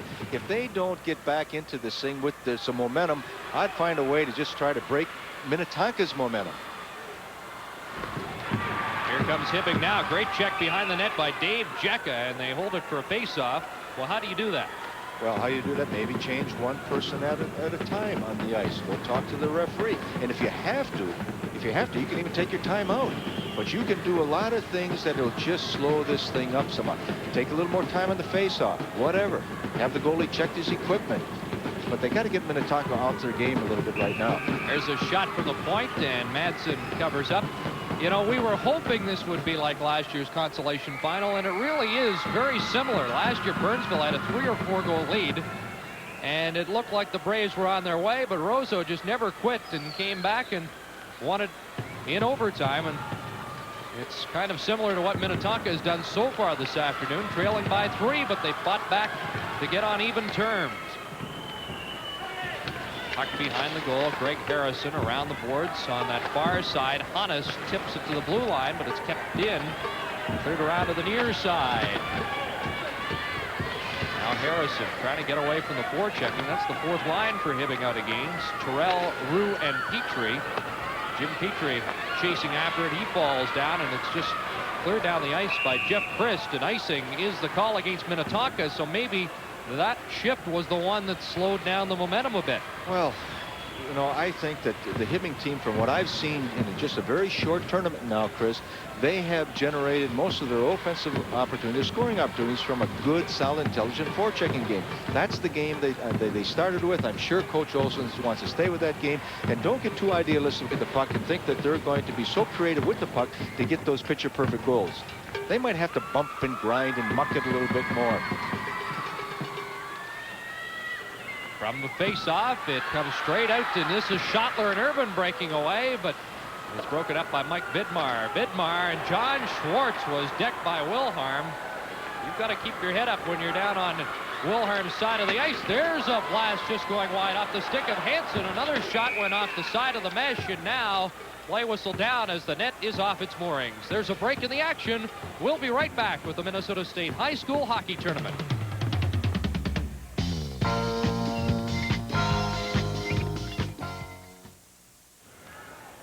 You know, Herb, there are fans that are going to say Hibbing had Hill Murray, a 1-goal lead with less than a couple of minutes to go. They led Minnetonka by 3, and it's tied now. Maybe they lack the killer instinct. You believe in that kind of thing? Well, yeah. You know, the total psychophysiological profile of an athlete has to be considered. There's no question about it. In this game, you're going to be hit or be hit, or move or be moved, one or the other. They both play a similar style, and it just, you know, who's going to execute it? Who has that little extra intensity at this point? Play in the Minnetonka zone, but they break out. Tony Schmidt tried to get loose, and now play is whistled down on an offside at the Minnetonka blue line. So what you're saying is sometimes this isn't a simple game. No, it's not a simple game. There's no question about it. But sometimes you get belted once in a while, boy, that'll get the cobwebs out and wake you up. And maybe that's what Hibbing needs, to get knocked down there behind, and all of a sudden, hey, we're in this ball game. Now it's Consolation Championship for 11 minutes. 11-minute hockey game right now, Chris. And here come the Skippers with Jimmy Walsh picking his way over the line. Nice pass in. Urban shoots, and it's on the line, and the net comes off the moorings. And I'm not sure how that stayed out, because it looked like Urban had made the move, pulled high Duke, and had an open net. Yes, Urban made a nice move coming down the left wing. Little fake shot going to the outside. That's why a goal judge is so important.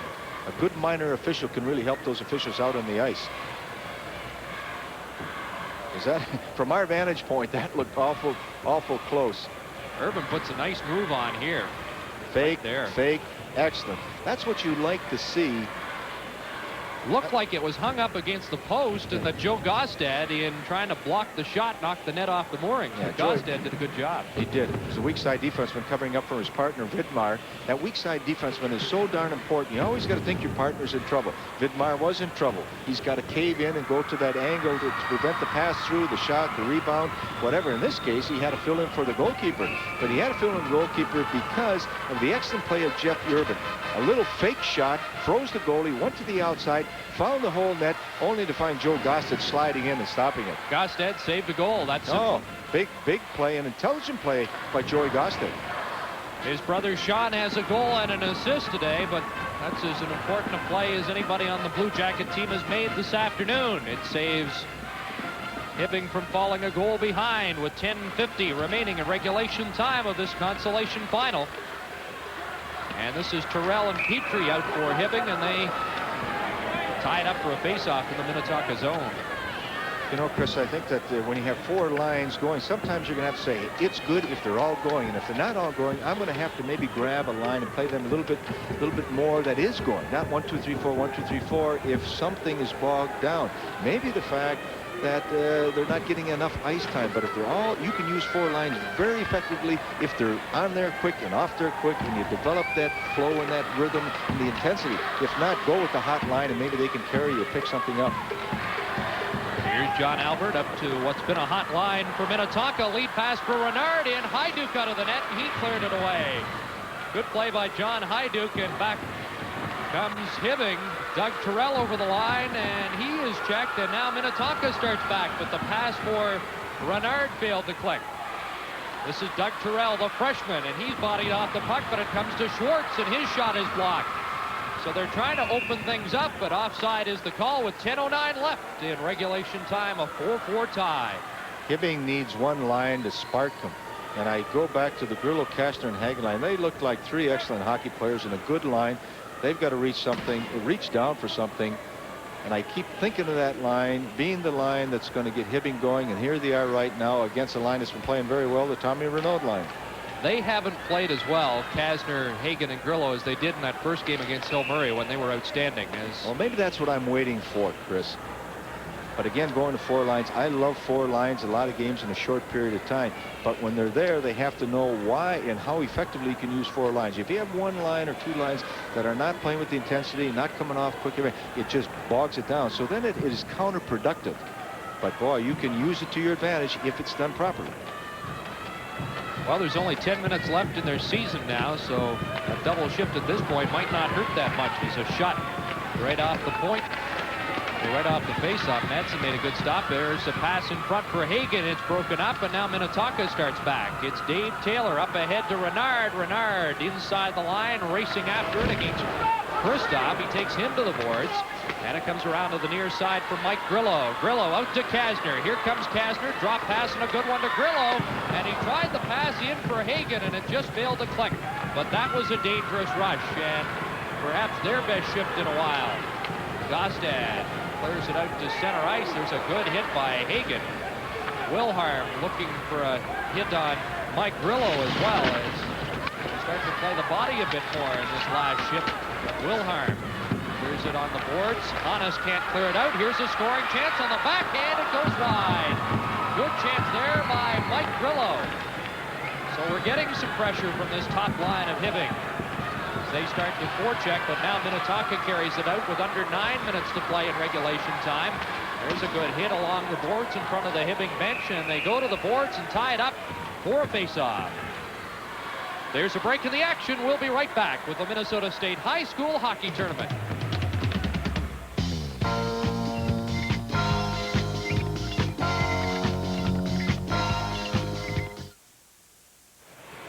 There's one of the star players in this afternoon's game, Sean Gostad, with a goal and an assist in a span of 22 seconds in the second period when it looked like Hibbing was pulling away. But it's now 4-4, and there's Kazera with a shot knocked down. Kazera now knocked to the ice. They continue to battle away for it, and Hibbing comes up with the puck, and here they come out to center. Pete Waller's a long shot, drifts wide of the goal. In on the near side, Paul Girardi is knocked down by Wallers. Now Wilharm sent to the ice, and Kazera follows up. Jeff Kazera off the boards, up ahead to Hannes. The big freshman is checked. Both freshmen in this tournament are playing against each other today. Number 14 for Minnetonka is Tim Hannes, and number 18 of Hibbing, Doug Terrell. Now it's Joe Gostad flipping it in just wide of Lance Madsen, and Dave Jecka, with both teams making line changes, clears it on the right wing, and this is Steve Schottler. Schottler up to the blue line, and a nice move there. Schottler works his way in, goes behind the net, tries to center it out in front. Can't do it. Now it's cleared up to the boards, but kept in. Jimmy Walsh backhands it towards the goal, and now play whistle down as the puck was gloved ahead. You know, both hockey clubs have to understand, as all hockey clubs have to understand, Chris, that when the puck is in deep in your zones, basically in the top of the circle back traffic, don't throw the puck away. Freeze it, get organized. Again, you might have to reverse the puck around the net, whatever, but they're trying to come up that strong side. They're turning the puck over too often, and it's causing them an awful lot of problems. Jim Walsh against Pat Moralt on the draw. Steve Schottler clears it around behind the net. Big Jeff Urban is there. He's taken to the boards by Kristoff, and they hold it for another face-off. 7:37 left in regulation time. Both teams know all about overtime. They're on the Consolation side because of overtime losses on the opening day. From the faceoff, Nikolov clears it around the boards. Hansen up to John Schwartz, but he is checked, but it's out to center. Moralt now on that right wing. This is Terrell trying to feed it back to Moralt. Moralt has a couple of goals this afternoon. Now Dave Jecka clears it out. It hits an official and comes out into the neutral zone. Overskating the puck is Nikolov, and Minnetonka sends it down into Hibbing territory. And now the Blue Jackets will try and get it out of their zone. And John Schwartz against the boards. He's all tied up. Gives way, and now here come the Blue Jackets out to center. Tom Hansen over the line, takes a bump, and there's another good hit as Terrell was decked on the play, and now Terrell dumps Dave Jecka in turn, but Jecka really laid quite a hit on him. Chris, the Minnetonka. Oh, we've got an icing call, Herb, and we're going to take a break with the score. Minnetonka for Hibbing 4. This is Hockey 85. live from the St. Paul Civic Center.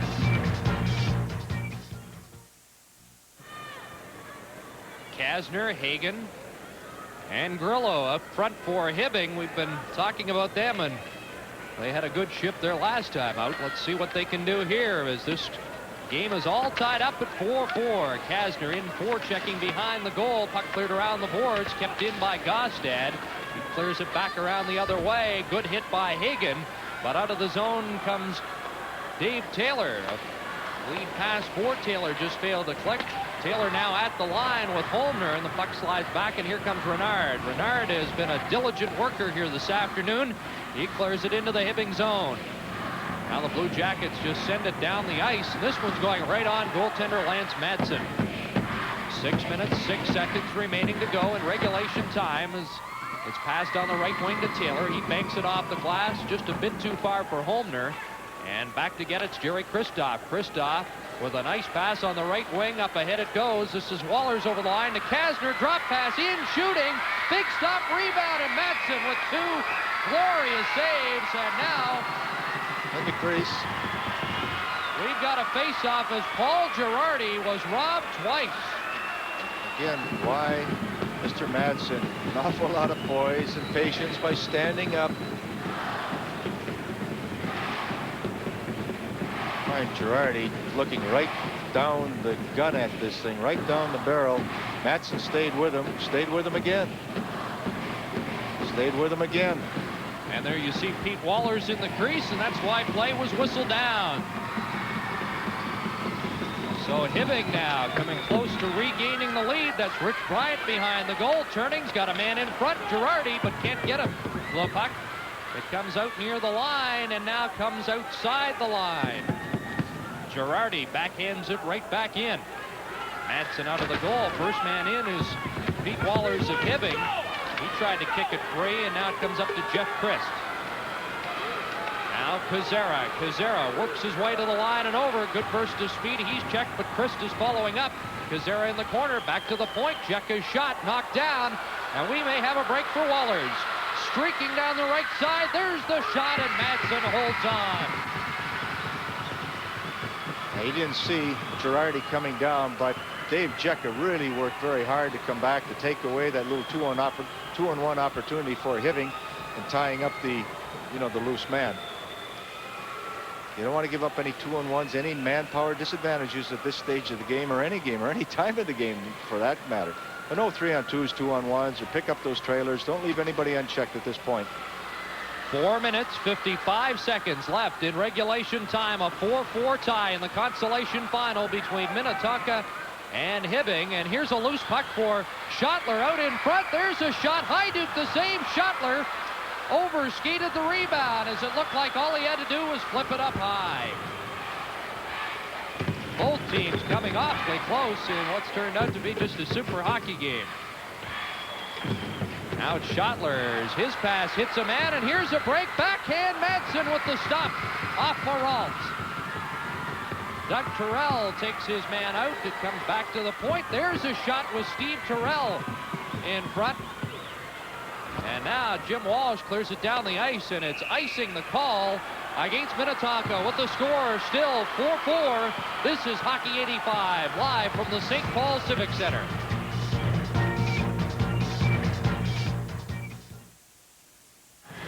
Well, close calls at either end, but a great opportunity for Minnetonka here. There's the save by Hajduk, and then the rebound seemed to hop over the stick of Schottler.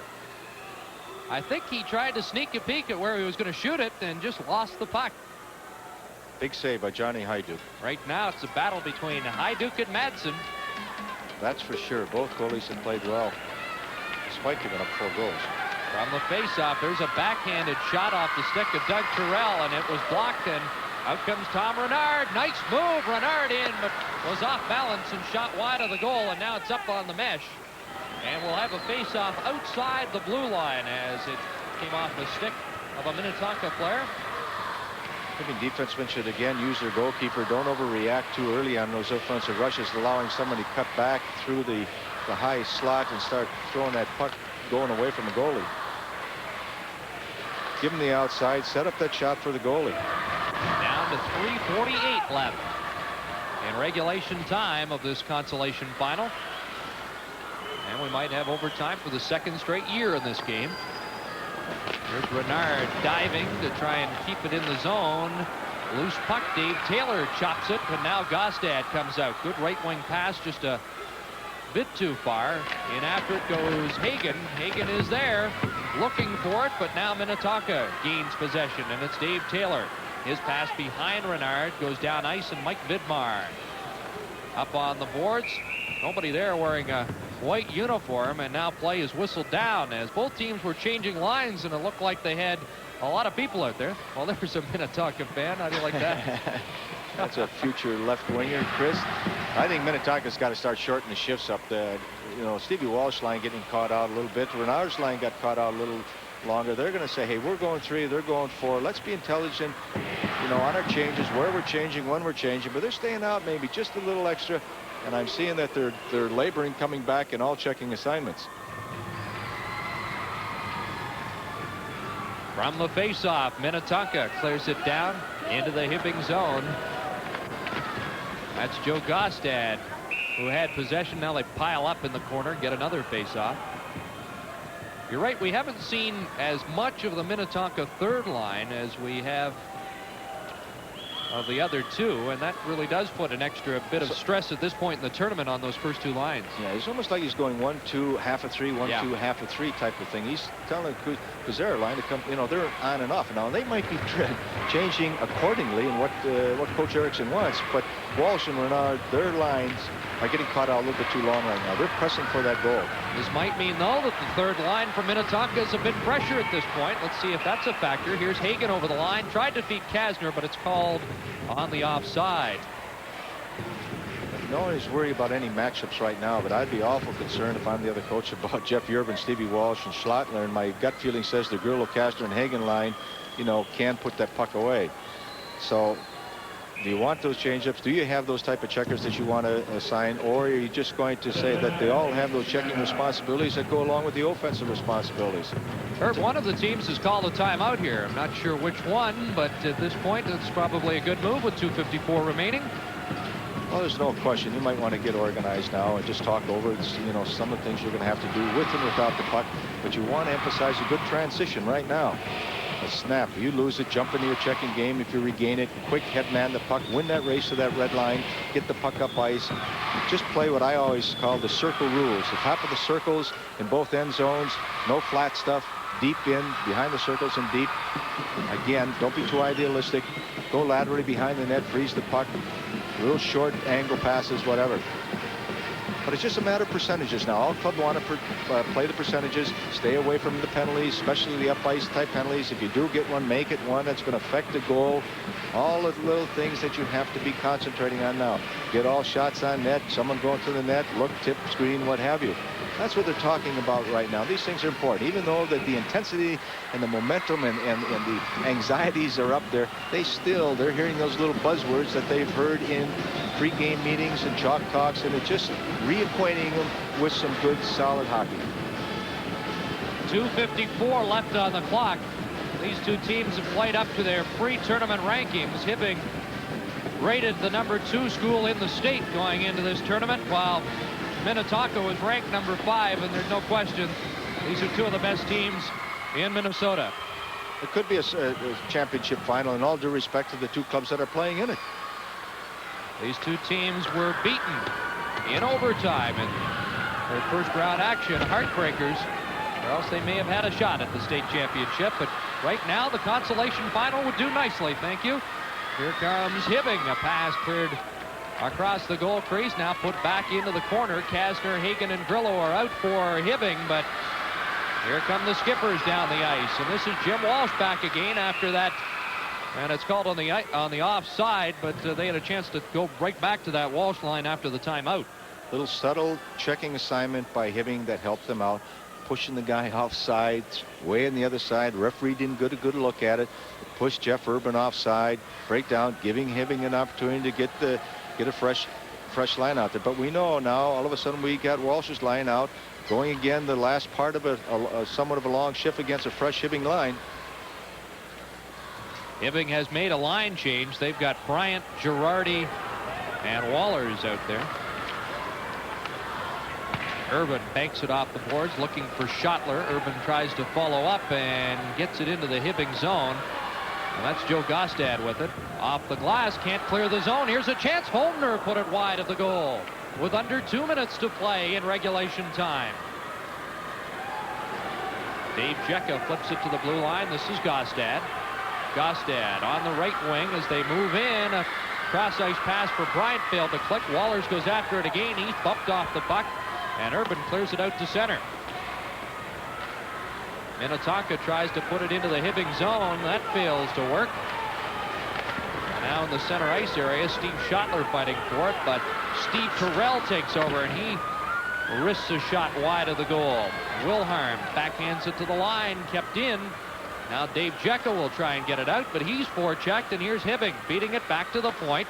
Kristoff off the boards in the corner. It's centered by Maralt, and Schwartz was all tied up, couldn't get a shot away. Out to center it goes, and now fired back in by Hibbing. This is how they played early in the second period when they gained control of the action. 1 minute left to go in regulation time. We might be headed to overtime once again. Tom Hansen falls in his own zone. This could be dangerous, but he's going to freeze it for a face-off, and that's a good move once he's out of the play like that. I was just watching both coaches, Chris, to see what line they want to finish, see how they're going to short this certain line combination, bring them up, try to finish with the proper people, keep your proper people rested in that last 2 minutes, last minute and a half. Those where you want your 5 best hockey players, not necessarily offensive hockey players, but all around hockey players out there to finish that period. Well, after going through quadruple overtime, Minnetonka would just as soon get this one over with without headed into the extra session. But from the face-off, it's Hibbing that brings it out to center. And this is Pat Maralt over the line. His shot goes wide around the glass, and it's kept in. Good play by John Schwartz. But now, following up is Schottler. He takes a hit, tries to continue, but the Blue Jackets intercept, and this is Schwartz over the line to Hansen on the right wing. Here's a break and a shot at Madsen with a game saver right there. Every young goalkeeper could take a lesson from Mr. Madsen. He makes a nice move to his left, moves out, and held the position. It's just a little waiting game right now. And if he moves too early, who knows what can happen. That was Pat Maralt cruising in, looking for his hat trick. And you can't play it any better than that from a goaltender's point of view. It's a good offensive opportunity for Hibbing, and also a big save by Mr. Madsen. I like this kid. I liked him last night, the way he had that patience. I think every coach likes that type of goalkeeper. You don't need an acrobat in there, and the crowd is going ooh and ah. He's flopping all over the place. A lot of pucks will just hit him if you just have the proper angles and have the patience. 20 seconds left in regulation time, and here comes Jeff Urban. Urban can break a game open with one rush. He puts the brakes on, looks for an open man, feeds it back to the right point. There's a shot by Wilhelm. It's broken up. Now does Hibbing have time to get a rush going? They clear it in over the line. Kasner goes flying, but that's going to do it. And we're headed to an 8-minute sudden death overtime period, and it will be the 5th overtime period for the Minnetonka Skippers. You know, you were talking about Lance Madsen, who was one of the key men in this game this afternoon. And what I also like about Madsen is he is a young guy that lost his job about 2 weeks ago, his starting assignment, and he's really responded well. He didn't go home and sulk. He's come back and proved that he's a pretty darn good goaltender himself. Yes, I like to see that Dave Ray. If Madsen was number 2, this Rayo must be a heck of a goalkeeper, but they're both coming back, so Minnetonka can look forward to some excellent goalkeeping next year. This is Hockey 85, continuing coverage of the Minnesota State High School Hockey Tournament.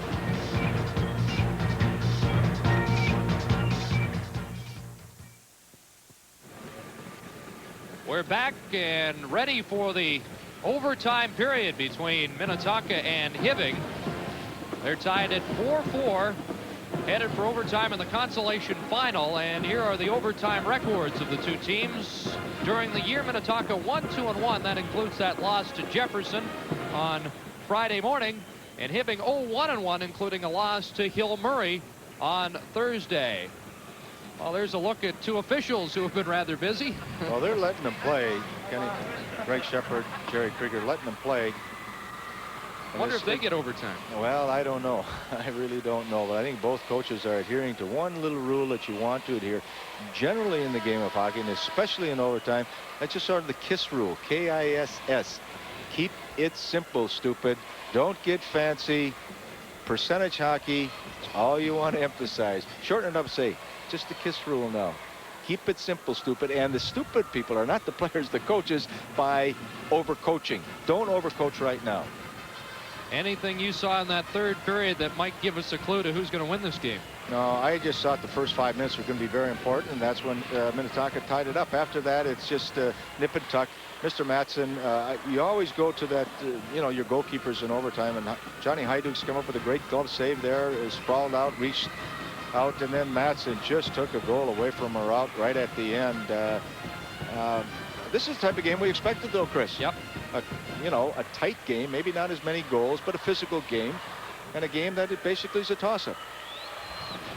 I kind of feel for Coach John Erickson. He went through that emotional grinder in quadruple overtime, and here he is in the consolation final going through it again. I feel for every coach. I feel for every coach, Chris. We're underway, and Jim Walsh, Steve Schottler, and Jeff Urban are up front for Minnetonka, and they get a whistle down deep in the Hibbing zone. I wanted to ask you, you're very interested in the psyche of players after they've lost such a heartbreaker, particularly Minnetonka in overtime. Is there at all a fear factor of going into another sudden death situation? Oh, I only think that the important thing in overtime is for the goalkeepers to get the first stop, to get the feel of the puck. You know, that first stop in overtime really is important. And I think Minnetonka lost that one, and the first shot on the goal on that one that went off the inside of David Rail's leg. First shot, that's the only fear thing I feel. The other people are really in the game. Well, Hajduk is certainly into the overtime, as you saw Minnetonka come close, and now back comes Hibbing. This is Steve Terrell with a shot which goes wide and comes around on the near side boards. Hansen a shot and a good toe save, so both goaltenders are tested in overtime, and they're back in it. Now Hibbing clears it down into the zone.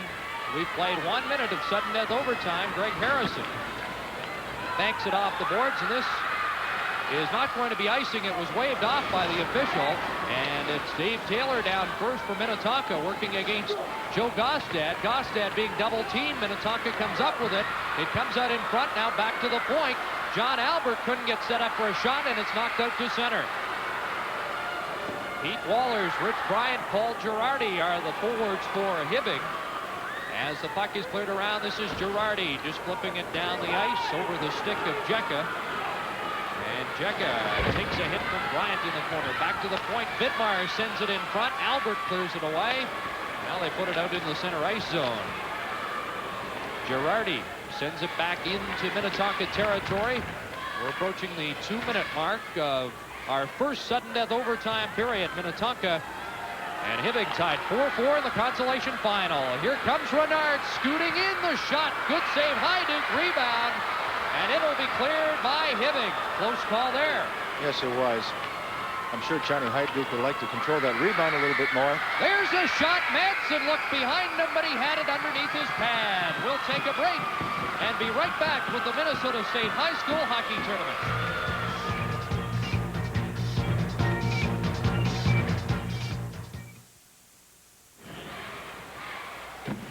Close call at the Minnetonka net. There's the shot. Madsen, watch him take a peek, and then just covered up in time. Close call. Jerry Kristoff had moved in from his defensive position, and he was right there for the rebound had it been let out. Yeah, those controlling those rebounds are so darn important. People don't realize how loose pucks can really affect a hockey game off that shot. Oralt along with Schwartz and Terrell for Hibbing. Puck cleared in on Madsen. And it's Jim Wilharn clearing it around the boards. And the puck shot out to center ice. Backhanded back in, and it's offside as Steve Terrell was trapped inside the line. They've moved brother Doug Terrell off that line and moved older brother Steve in. Maybe a little more experience at this point in time. Yeah, a little minor adjustment. Sometimes a little different face on a line, a little different look. Maybe just going to trying to find the right combination. I haven't seen the coaches do a lot of juggling throughout the tournament, but sometimes just those little subtle things can achieve the goal. Play is whistled right down. 5:22 left. I see the emotion and the stress and the anxieties building up. I think the patterns are broken somewhat, Chris. They're taking, you know, they're just too much indiscriminate skating right now, and they're leaving the patterns they want to have with and without the puck. I think it's just more of the tension of the game, and they're wanting to do something well for their hockey club. Here's a pass out in front. Hajduk looking for it. It comes back to Jekka at the point. Jekka is bumped, and now Hibbing will break out of the zone. But getting back is Jim Walsh, again showing his good defensive work. But we've got a penalty upcoming behind the play against the Blue Jackets. There's a break in the action. We'll be right back with the Minnesota State High School Hockey Tournament.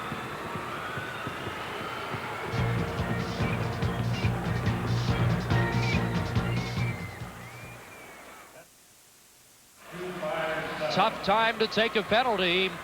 Vidmar is in the penalty box for high sticking at 2:57 of the overtime period. Well, he could have called it a cross check. He caught it, you know, interference call. He was preventing the Minnetonka player from leaving that zone. Again, you don't want to get the penalties away from the puck. It's got to affect the play, affect the goal, whatever. The penalties away from a puck, you really have to watch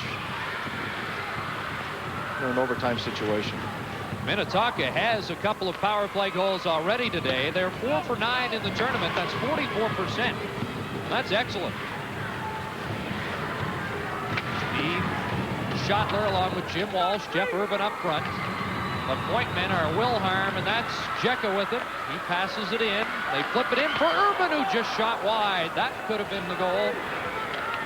They continue to put on the pressure. Here's Walsh. Walsh maintains possession. Back to Wilhelm, who clears it to the corner. Jerry Kristoff tries to chop it out. Can't do it. Here's Walsh moving in. His shot is blocked by Sean Gostad, who's had quite a game. Walsh back to the point. Wilhelm shot, but play has been whistled down, and somebody was in the goal crease, and play was stopped. Chris, the Hibbing penalty killers, defensemen and forwards alike, are really running around. The Minnetonka pointmen, defensemen are wide open. They're getting caught out of position. The emotion is taking over the Hibbing Hockey Club right now in the situation. They're trying to do a little too much, and it becomes counterproductive. You might mean well, but it really hurts what you're trying to accomplish. Good solid positional play, fill in, play off, and play within your particular position. You're going to be all right. Moralt and Schwartz are the penalty killers up front for Hibbing. Jim Walsh trying to get a shot directed towards the goal, but Moralt gets it and flips it down the ice with just less than a minute to go in this power play advantage. Dave Jekka has a power play goal, and he has the puck right now on the left side to Urban. You always have the sense when Urban's out there that he can be the game breaker.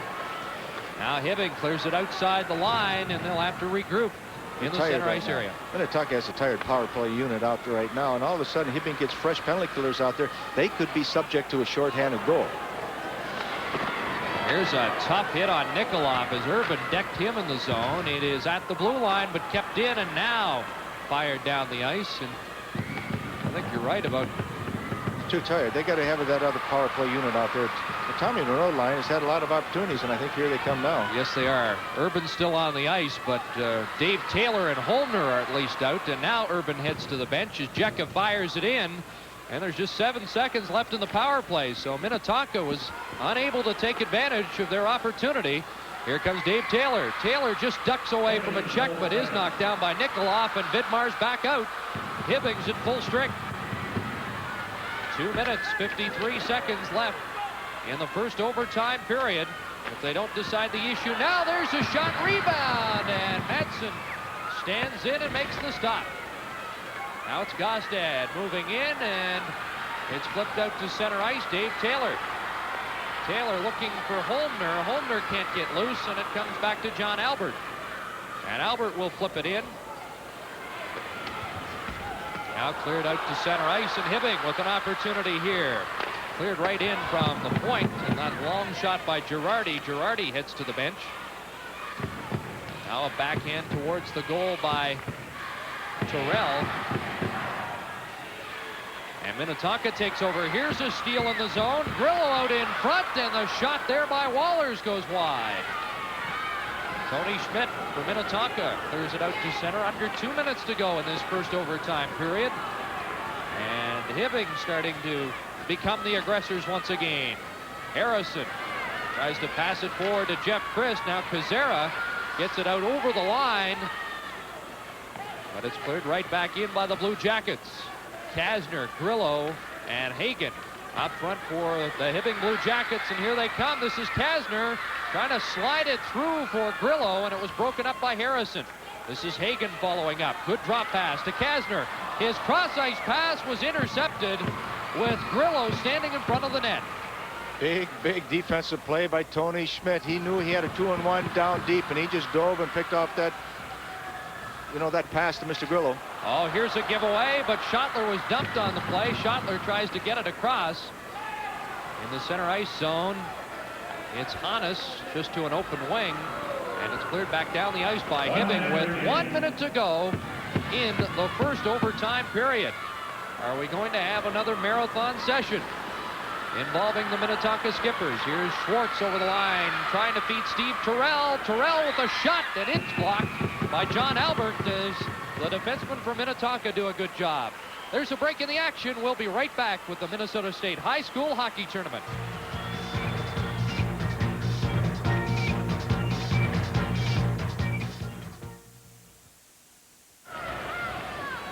.46 seconds left in regulation time. Face off to the left of Lance Madsen.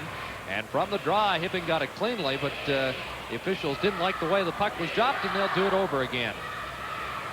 Coach Erickson wants to finish with the Walsh line. You notice that Steve Schottler takes quite a few of the draws, Chris. Jim Walsh is the center, but Schottler does take most of the key face-offs. Puck in the corner, Cheka bumping with Steve Terrell. Terrell comes up with the puck. He's draped against the boards, lost it momentarily, now clears it around to the near side. John Schwartz in for checking. Schwartz and Albert collide against the glass. Now there's another collision as Moralt got into the act. It's still loose, and Hibbing trying to stir things up in the dying seconds of this first overtime period. Now Walsh out to center, but he's tired and just clears it down the ice. Urban after it. Jeff Urban goes crashing into the boards, and they pile up and hold it for a face-off with 5 seconds to go. And somebody might ask, would you pull your goaltender? Not with 5. I'd consider it with 3. And then you have to say, are we at home on the road? And who's we're at a neutral site. If we got a good guy in that switch, whatever. I like to do it at home because, boy, that thing can go on fast if you got that right minor official. But Jeff Urban really fell heavily into the boards there. He took a big hit. It looked like he pitched more and tried to break himself, but he caught his feet. Big draw here for Minnetonka and obviously for Hibbing. Sure is. Rich Bryant will take the draw for the Blue Jackets. Maybe Hibbing wants to have 2 center icemen in case his #1 guy gets thrown out. He's got a little backup there. Right. Those things are very important right now. They don't try it, though, and Bryant gets the draw, and that will do it for this overtime session. They will head to the dressing rooms and come back and try and decide it in the next 15-minute overtime session. But Minnetonka has shown us they like to take their time about these things. They've gotten 4 overtime periods before. In fact, Minnetonka has now played 176 minutes and 21 seconds in the tournament, and that's just about 3 minutes shy of 4 full games. So they've pretty well played an extra game in overtime action, and they've still got some time left here against Hibbing to decide this issue. Yes, I think it's very important that they get a good breath of fresh air right now, and they're facing superior manpower in terms of numbers now in the Hibbing Hockey Club, because Minnetonka is really going down about 4 defensemen and 2 lines, and they're spotting the other ones. It's a matter of how long they're going to hold out, but they got enough talent to do it, though. Okay, we'll be back with the overtime period, but right now let's go back down to sports control. Okay, thank you, Chris and Herbie.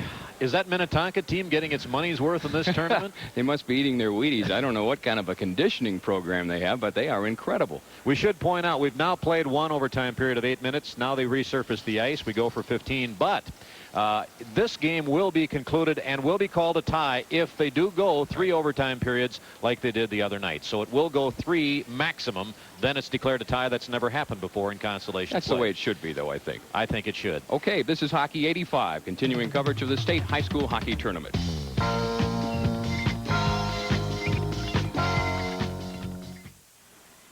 Our score after 1 overtime period, Minnetonka 4 and Hibbing 4. Another big game going on cross town at Mariucci Arena this afternoon. Late in the first period, the Gopher hockey team has a 1-0 lead over Wisconsin in that 2-game total goals series WCHA semifinals. Oh, Paul Brown will be disappointed to hear that. He calls all the Wisconsin Badger games. We're going back upstairs now. Come on in, Chris Cuthbert and Herb Brooks. Well, if fans are tuning in late and we told them that it was in double overtime, I think they'd probably have put it together by now that Minnetonka was involved, because the skippers seem to like to be involved in these marathons. But I have a feeling it's going to end in this period. Well, Chris, usually in an overtime, the first 2 minutes decides them, statistically anyway. And if we just get past that, we might as well say it's going a long time. So if there's not a score in the first couple of minutes, 3 minutes or so, we might as well say, well, you know, let's look for the whole period. But I think a new sheet of ice, both teams are rested, reviewed what they had, their game plan, so to speak, and I expect it to be done. You know, it was interesting listening to Brock Rendahl yesterday, the guy that scored the winning goal in quadruple overtime against Minnetonka, and he said, although the players really didn't talk about it, they had a sense on the Jefferson team that if they didn't score early, they were probably going to lose the game. Do you think either team feels that way going into this period?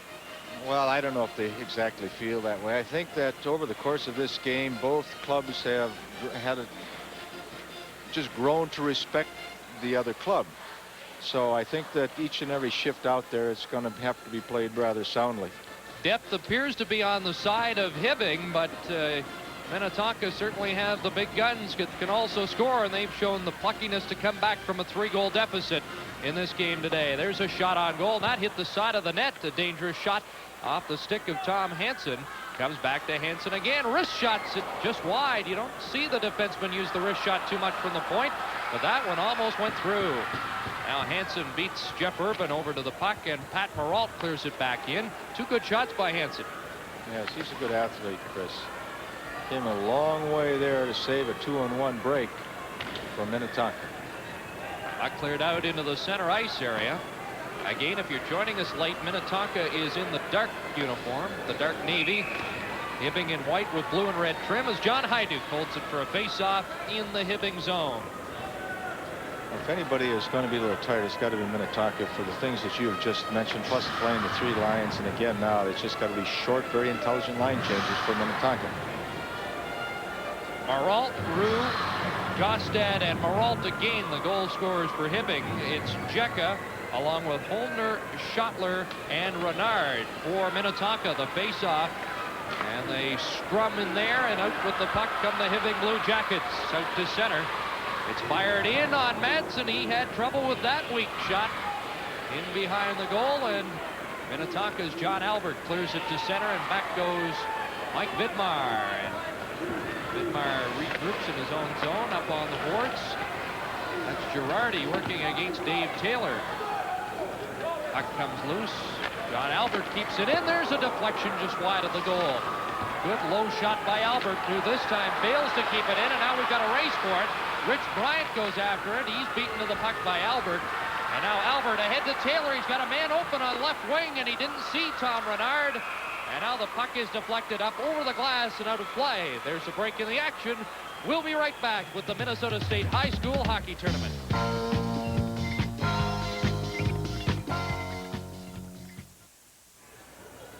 Well, Dave Taylor took the shot there, Herb, but you were pointing to the left winger who was open. Yeah, he was wide open. I think it was Tommy Narode coming down there. I noticed right now that both hockey clubs are doing some things they haven't done before. They're just the long shot, the poor percentage, passes, everything else. Again, tighten up all systems. Don't panic. Sort of just stay with the things that got them there. And just don't just be a ragtag hockey club right now. Well, you could argue that fatigue is a reason why they're doing those things, but when you're tired, it's better to stick to the basics. Then you don't have to be running all over the ice. Play in the center ice zone. Yes, it's been a little ragged now in both overtimes. course, it's easy to analyze it all up here. Here's a shot on goal, and Madsen made the stop there, as that Maralt line is very dangerous. And we've got the best seat in the house, and it looks awful easy up here. Down there, it's difficult. Real difficult. Here's Madsen. He has to clear it to the line himself, and now we've got the net knocked off the moorings, and John Hagan shaken up, so play is whistled down. 12:33 left in the second overtime period. There's a break in the action. We'll be right back with the Minnesota State High School Hockey Tournament.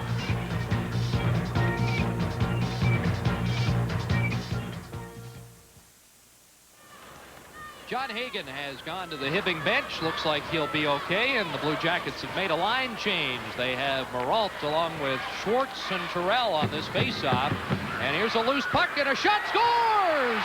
Doug Terrell, the freshman, and Hibbing are the consolation champions. Chris, he won the faceoff, kept on going, grabbed the loose puck, good low wrist shot to the far post. Lane Madsen couldn't prevent something like that. It's something off those faceoffs. The defending faceoff man, if you lose it, grab the man, play man for man, quick. Don't let him get into the play. But that happens so darn often. Give credit to young Terrell for jumping on that little loose puck in that faceoff circle.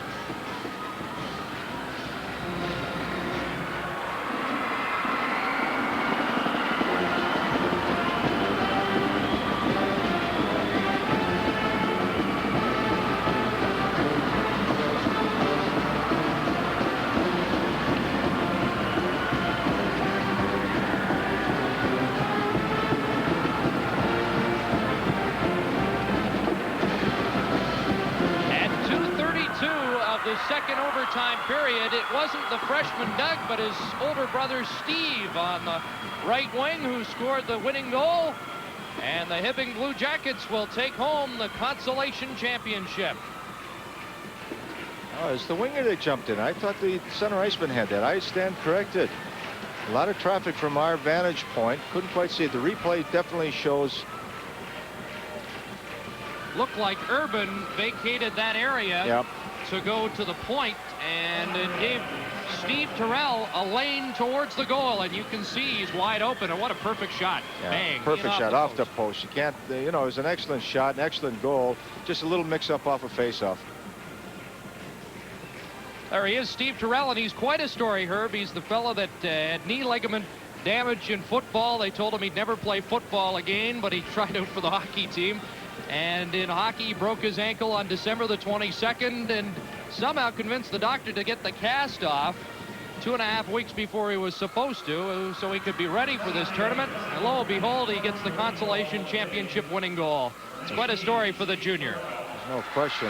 What I liked about it, he had the presence just not to pull a trigger indiscriminately.